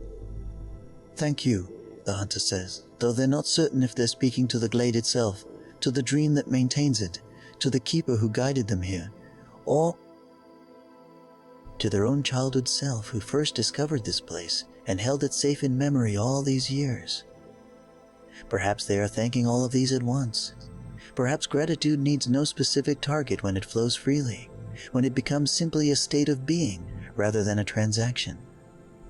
The keeper nods, understanding in the gesture, and leads the way back across the bridge. The wooden planks are smooth beneath their feet, worn by countless crossings, by all the travelers who have come to this place seeking rest and restoration. As they cross, the hunter notices something they missed before. Carved into the handrail at the bridge's center, so subtle it could easily be overlooked, is a symbol that resembles a heart with branches growing from it, roots extending downward, limbs reaching upward, as though the heart itself has become a tree, as though emotion and growth are inseparable, two aspects of the same fundamental process. On the far side of the stream, the glade begins to shift around them, not dramatically, not in any way that would startle or disturb, but with the gentle fluidity that characterizes all transitions within the dream. The trees thin gradually, their trunks growing wider apart, their canopy opening to reveal more sky. The undergrowth changes from ferns and wildflowers to softer grasses that wave in gentle currents like water, like silk, like anything that moves with rather than against the wind. They emerge not into the garden outside the workshop, as the hunter might have expected, but into a new space entirely. A meadow that stretches toward horizons that shimmer with heat haze or distance or something else that makes the boundaries uncertain, that suggests the space is larger than it appears, contains within itself possibilities that unfold only when approached. The grass here is golden, not dead, but naturally colored in shades of wheat and honey, and it rises to knee height, creating waves when the breeze passes through it, creating sounds like whispered conversations in languages made entirely of soft consonants and long vowels. In the distance, perhaps half a mile away or perhaps closer distance, being negotiable in the dream, stands another structure. This one appears to be made entirely of glass or crystal, its walls and roof transparent, catching sunlight and breaking it into rainbows that dance across the meadow grass, painting everything in shifting colors that never settle, never stay still, always moving in patterns too complex to predict or follow, but beautiful in their constant change. The glass house, the keeper says, their voice soft with affection, with the particular fondness reserved for places that have proven themselves through years of service, through countless visitors finding precisely what they needed within its transparent walls, another sanctuary within the sanctuary, another approach to rest. Where the glade offers shelter through enclosure, through trees and shadows and the embrace of growing things, the glass house offers openness, transparency, the absence of walls between self and world. Some find this terrifying. Others find it liberating. For you, I suspect it will be the latter. They walk through the golden grass toward the structure, and the hunter finds the keeper is right. There is no fear in approaching this place of transparency, no worry about exposure or vulnerability.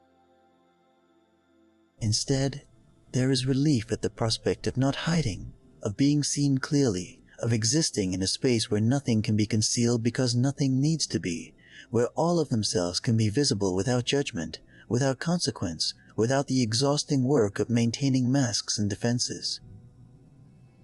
As they draw closer, details of the glass house become apparent.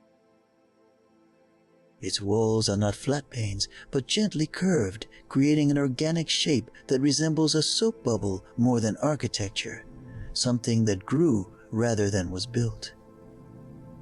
The glass itself is not entirely transparent, but contains swirls of color, blues and greens and golds that flow through it like currents, like the aurora borealis trapped in solid form, like everything beautiful that happens when light passes through transparent barriers. The entrance has no door, just an opening that curves inward invitingly, and stepping through it, the hunter feels a change in the air. Not temperature exactly, but quality, as though the atmosphere inside the glass house has been refined, distilled, purified of everything harsh or difficult, leaving only what nurtures, what soothes, what allows the nervous system to finally, completely stand down from its constant vigilance. Inside, the space is larger than the exterior suggested, opening into a circular room with a domed ceiling that rises to a point high overhead. The floor is made of something smooth and slightly yielding, not quite glass, not quite stone, something that feels perfect beneath bare feet, that seems to absorb and redistribute weight so that standing here is effortless, is natural, requires no bracing or balance. The walls curve around them in their gentle arc, and through them the meadow is visible in all directions, creating the sense of being simultaneously enclosed and utterly open, of existing in a bubble that protects while remaining connected to everything beyond. At the room's center sits a circular platform covered in cushions of white and cream and palest blue, arranged in layers that suggest it's meant for lying down, for sprawling, for complete physical surrender to rest. but around the platform's circumference, arranged like petals around a flower's center, are other spaces. Alcoves and nooks built into the curved walls, each containing its own arrangement of seating or lying spaces, each offering a different relationship to rest. Each alcove is tuned to a different frequency, the keeper explains, moving around the central platform to gesture at the various spaces. This one, to indicate an alcove furnished with a hanging chair suspended by nearly invisible cables, is for those who need motion to rest, who find peace in gentle swaying, in the rhythm of movement rather than stillness. And this, moving to another alcove containing what appears to be a large nest made of soft fabrics, is for those who need to feel held, contained, wrapped in something that touches them on all sides without constricting. They continue around the circle, pointing out alcoves designed for different needs. One with a chaise positioned to catch maximum light through the colored glass, for those who rest through warmth and brightness. Another with heavy curtains that can be drawn for those who need darkness even within this place of light. A third with nothing but. Floor cushions scattered seemingly at random for those who need to choose their own arrangement, who need the freedom to constantly adjust until they find exactly the right configuration. And the center, the keeper concludes, returning to stand beside the circular platform, is for those who need community in their rest, who sleep better. Knowing others are near, who find peace not in isolation but in the presence of fellow travelers. Often, several people will rest here together, not speaking, not touching necessarily, but simply existing in shared space, sharing the work of keeping watch, of maintaining safety, each person's presence allowing the others to rest more deeply than they could alone. The hunter moves slowly around the glass house, drawn to different alcoves, testing their pull, their resonance. The hanging chair calls to them with promises of gentle motion, of the soothing sway that recalls being rocked as a child, being held while movement lulls the nervous system into peace.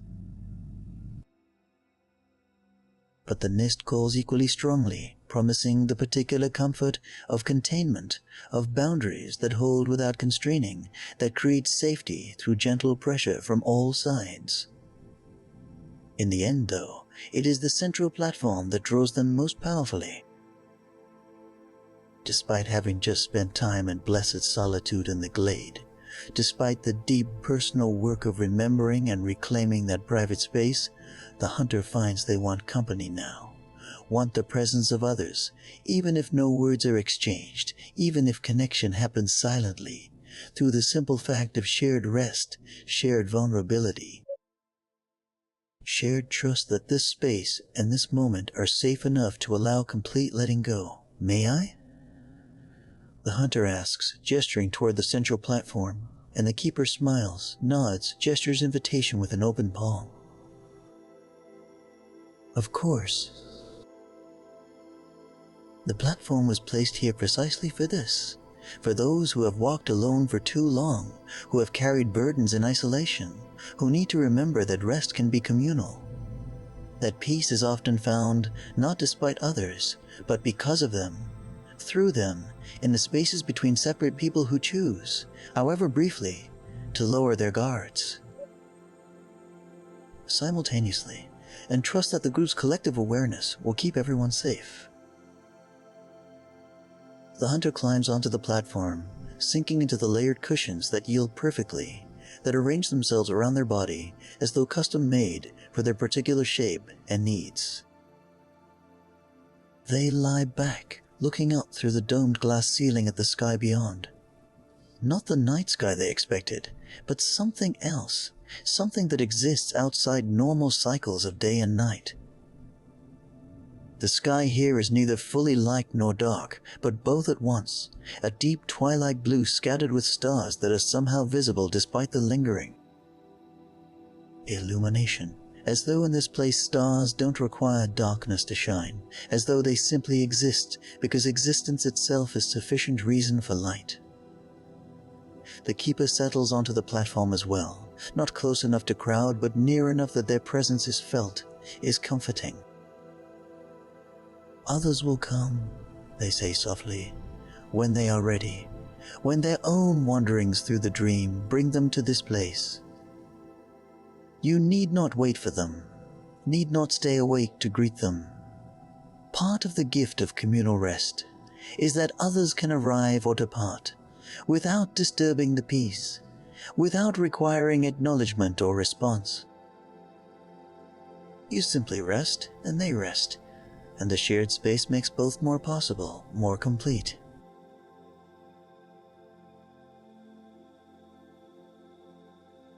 The hunter nods, feeling the truth of this, feeling how the keeper's presence beside them creates a different quality of rest than solitude would allow. Not better or worse, just different, addressing different needs, healing different wounds.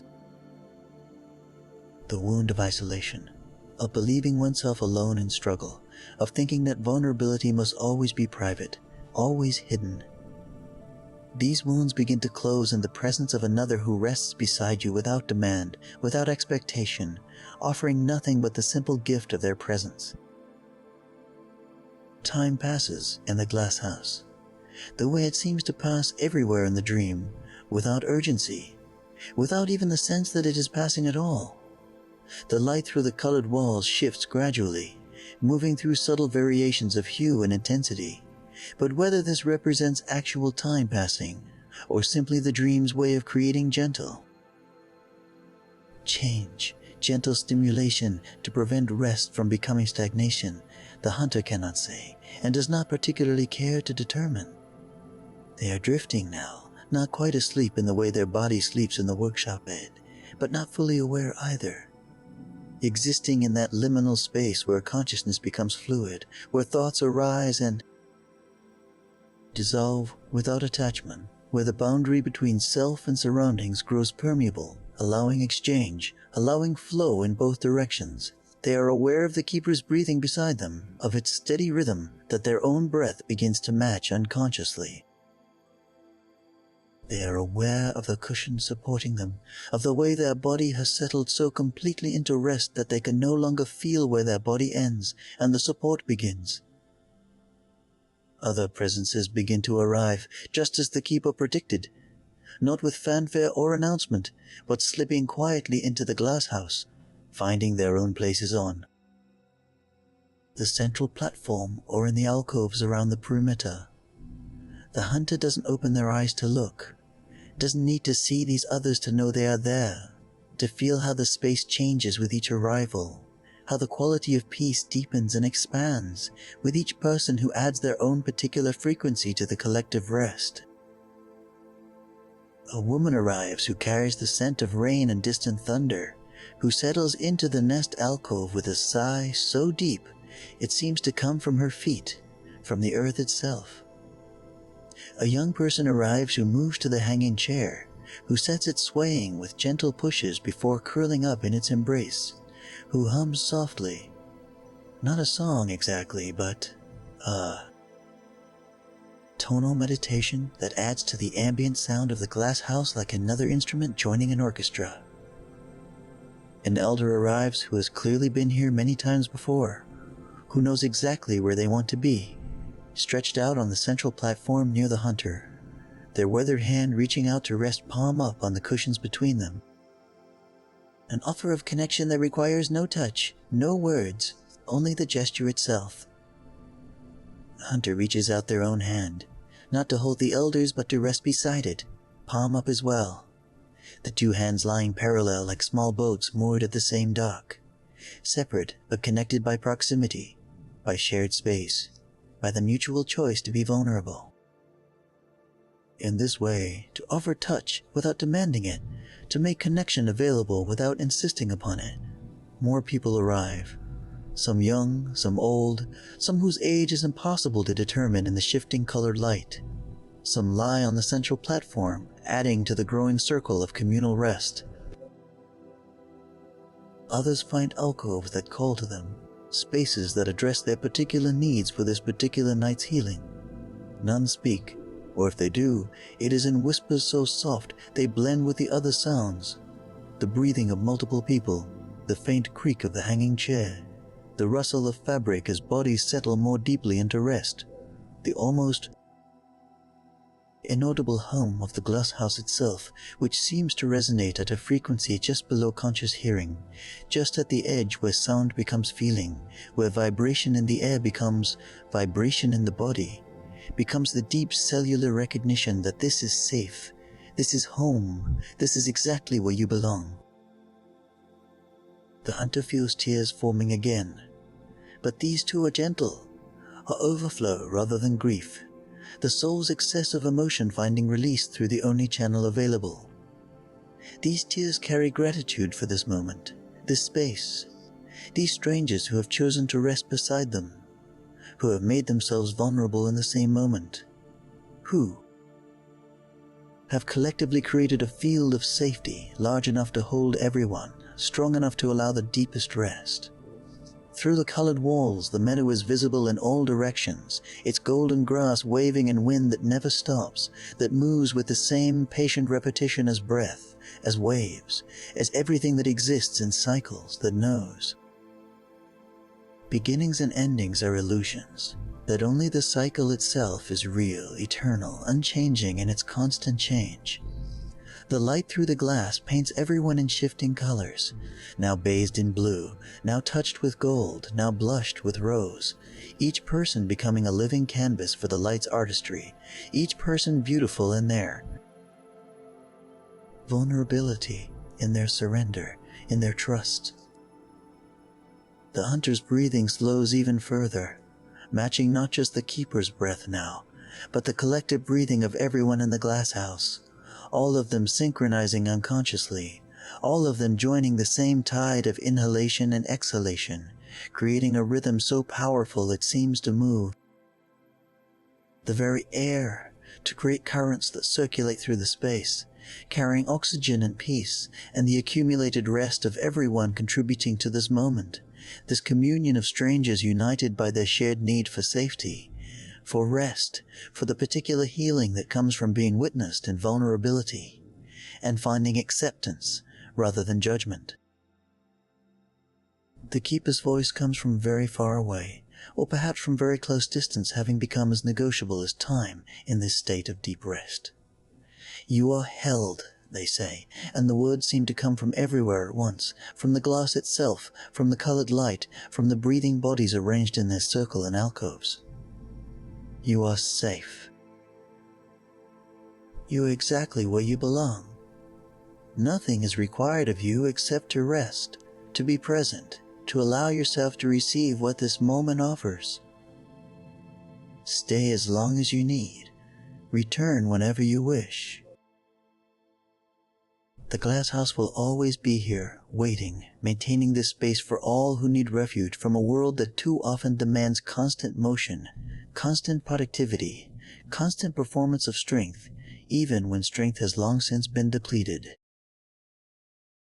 The hunter drifts deeper now, their awareness expanding and contracting like breath itself, like tides, moving between full consciousness and something softer, something that asks less of them, that requires no vigilance, no interpretation, only the simple act of existing in this moment, in this body, in this space where they are held by.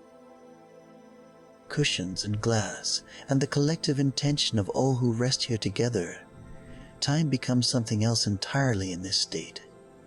Not a river flowing forward, but an ocean spreading in all directions at once, containing within itself all moments simultaneously.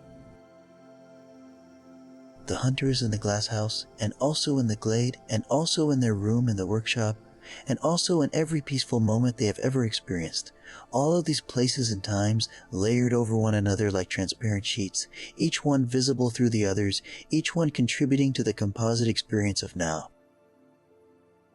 Through the curved glass walls, the meadow seems to breathe with them, its golden grass rising and falling in waves that mirror the rise and fall of chests, the expansion and contraction of lungs, taking in air and releasing it in the eternal exchange that marks living things, that connects all creatures who breathe in their shared dependence on.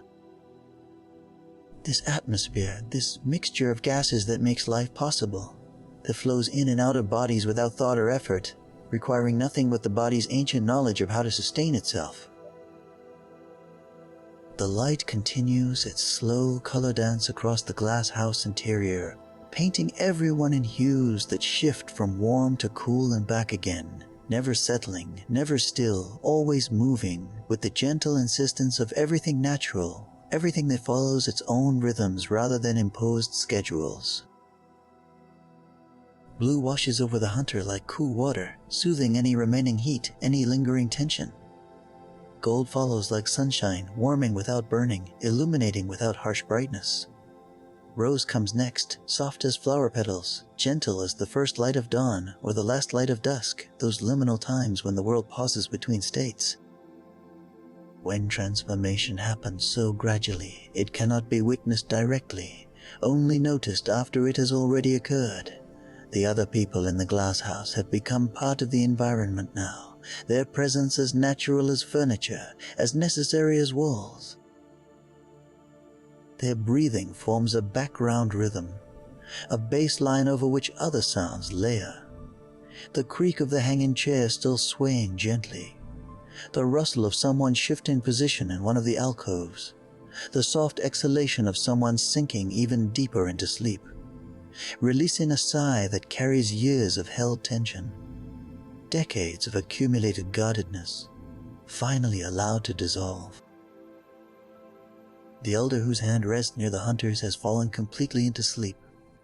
Their breathing deep and regular, their face smoothed into the particular peace that comes only in unconsciousness, when all the day's masks have been removed and the face returns to its essential self, the self before society taught it, expressions before life taught it to smile through pain or hide fear behind studied calm.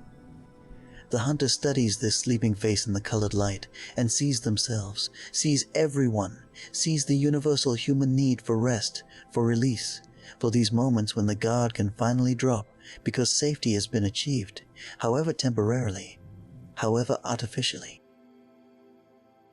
The keeper has not fallen asleep. The hunter senses this somehow, senses that the keeper's role requires a different kind of presence, a maintained awareness that holds the space, that ensures the field of safety remains intact, while others rest within it.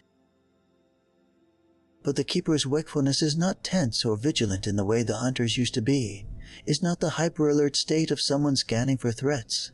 It is instead a peaceful watchfulness, like a parent watching their child sleep, like a guardian who keeps vigil not from fear of danger, but from love of those they protect, from the desire to witness this peace, to ensure it continues undisturbed. Rest deeper, the keeper's voice comes again, barely audible, more felt than heard. Let yourself fall through all the layers of consciousness until you reach the place where dreams are born, where the soul speaks in images instead of words, where healing happens without your conscious. Participation, guided by ancient wisdom that knows exactly what you need, exactly what must be released, exactly what new patterns want to emerge in place of old ones that no longer serve. The hunter feels themselves obeying this gentle command, feels their awareness sinking through the layers the keeper described, through the layer of wakeful. Rest where they still know they are in the glass house, still sense the others around them, still track the light and sound and physical sensation, through this layer into something softer, where the glass house becomes less distinct, where the boundaries between self and space begin to blur, where they might be floating instead of lying down, might be suspended in warm water or soft air or something between the two. Deeper still, through another layer where the glass house dissolves entirely, where they exist in pure sensation without context. Warmth here, coolness there, pressure against their back, softness against their cheek, the ambient sound of breathing that might be their own or might be everyone's, or might be the breath of the world itself, the great inhalation and exhalation that drives weather, drives tides, drives the expansion and contraction of all living systems.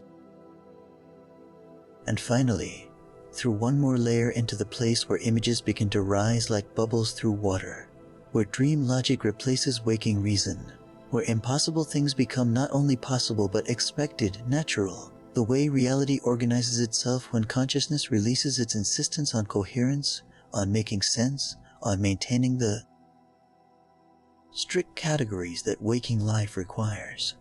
Here, in this deepest layer, the hunter finds themselves walking through a garden that is all gardens at once, that contains the workshop garden and the glade in the meadow with its glass house, but also every garden they have ever visited, every green space that has offered shelter, every park, backyard and wild place where plants grew and peace was possible. The paths branch and remerge in patterns that would be impossible to map, that shift even as they walk, but this causes no confusion, no distress. Here, getting lost is impossible, because every direction leads somewhere worth going, every path ends in discovery, in beauty, in some new corner of peace previously unexplored. The keeper walks beside them still, or perhaps ahead, or perhaps behind, spatial relationships being as fluid as temporal ones in this place. The deep garden, the keeper says, and their voice echoes strangely, creating harmonics that seem to mean more than the words themselves. This is where all the dream's gardens connect, where every sanctuary meets every other sanctuary, where boundaries dissolve and everything becomes accessible, becomes available. Here, you can visit any place of rest you have ever known or imagined, can draw on their combined power, their accumulated peace. They pass through an archway formed from flowering vines, and beyond it the garden changes.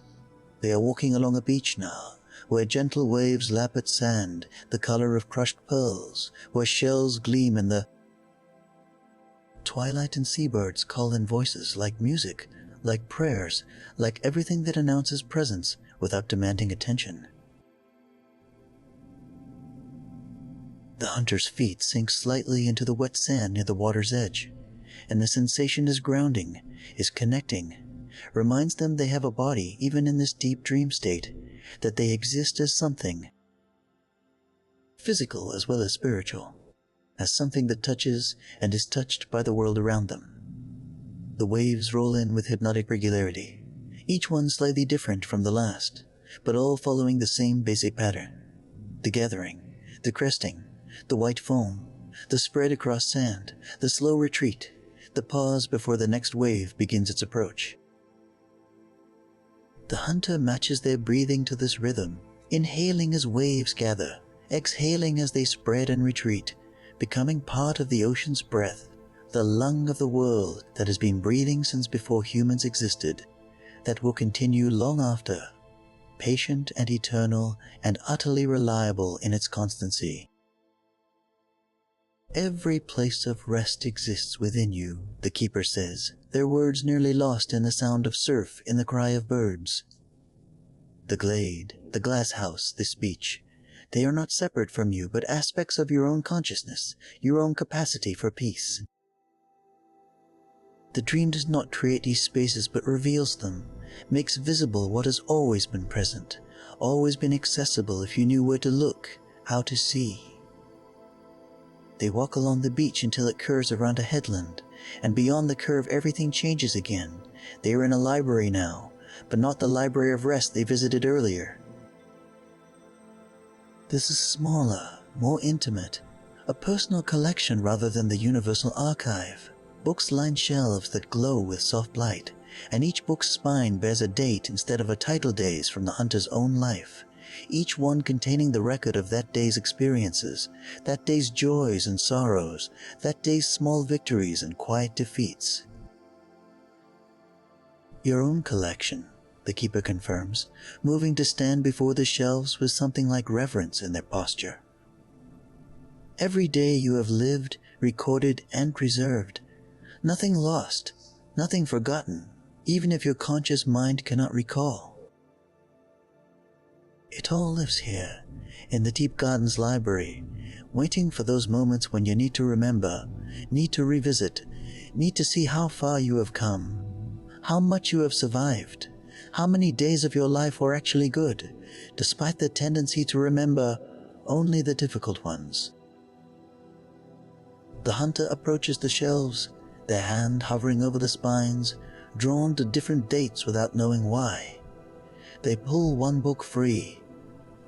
A random day from their childhood, a Tuesday, unremarkable and forgotten by their conscious memory. Opening it, they see the day unfold on the pages. Breakfast with morning light slanting through windows, walking to school beneath trees that were already old when they were young, learning something new that made the world suddenly make sense in a way it hadn't before, eating lunch with a friend whose name they can no longer recall but whose. Laughter they can still hear in the echo of memory. The day was good. Nothing exceptional happened, no great triumph or tragedy, but it was good. It was safe and ordinary and full of small pleasures that the hunter had completely forgotten until this moment. They had lived this day, had moved through it without knowing how precious ordinary days would seem in retrospect, how the mundane moments would become treasures when viewed from the distance of years, of experience, of all the difficult things that came later and made simple goodness seem rare, seem worth celebrating, seem like gifts rather than the default state of existence. "You have lived so many good days," the keeper says softly, gesturing to encompass all the shelves, all the books, all the recorded days. "More than you remember, more than you believe. The hard days exist here too, are recorded with equal care, but they do not outnumber the good ones as much as you might think. Memory is biased toward difficulty, toward threat, toward pain. This is the survival mechanism, the ancient programming that kept your ancestors alive by making them remember dangers more vividly than pleasures. But here, in the deep garden, in the dream's accurate accounting, you can see the truth. You have been happy more often than not. You have been safe more often than threatened. You have been loved more deeply and more consistently than you usually allow yourself to acknowledge." The hunter replaces the book, their fingers trailing along other spines, seeing dates that span their entire life, seeing physical proof that they have lived, have accumulated days and years, created a history that is theirs alone, unique and precious and worth preserving.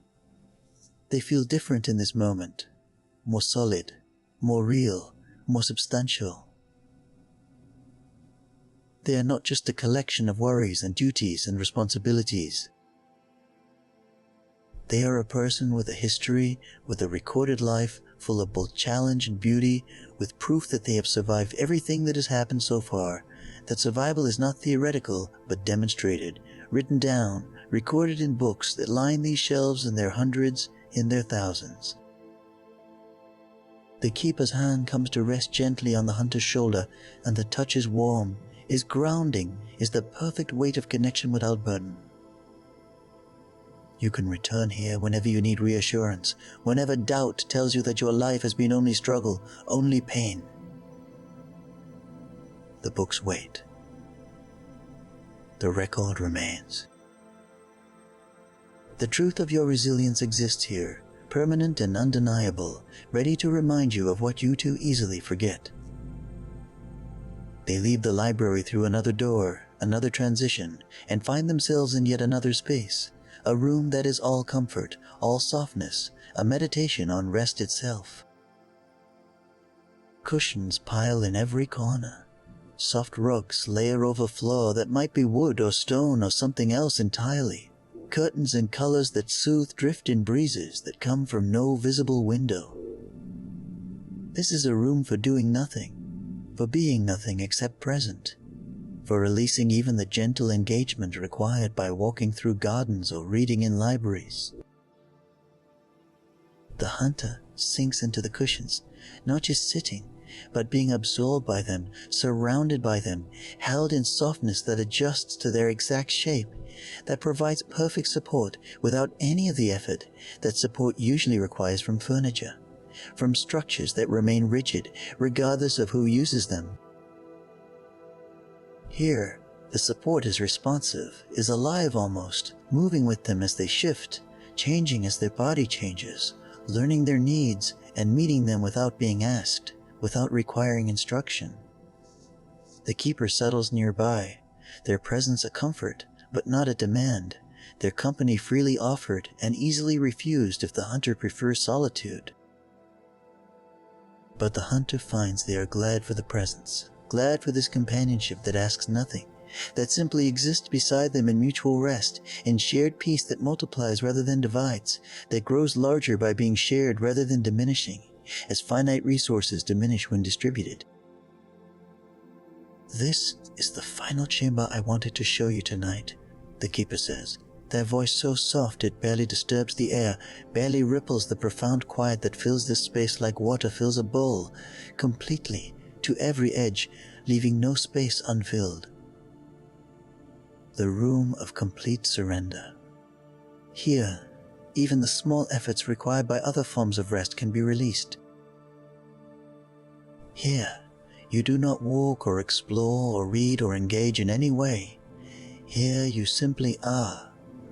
Nothing more, nothing less.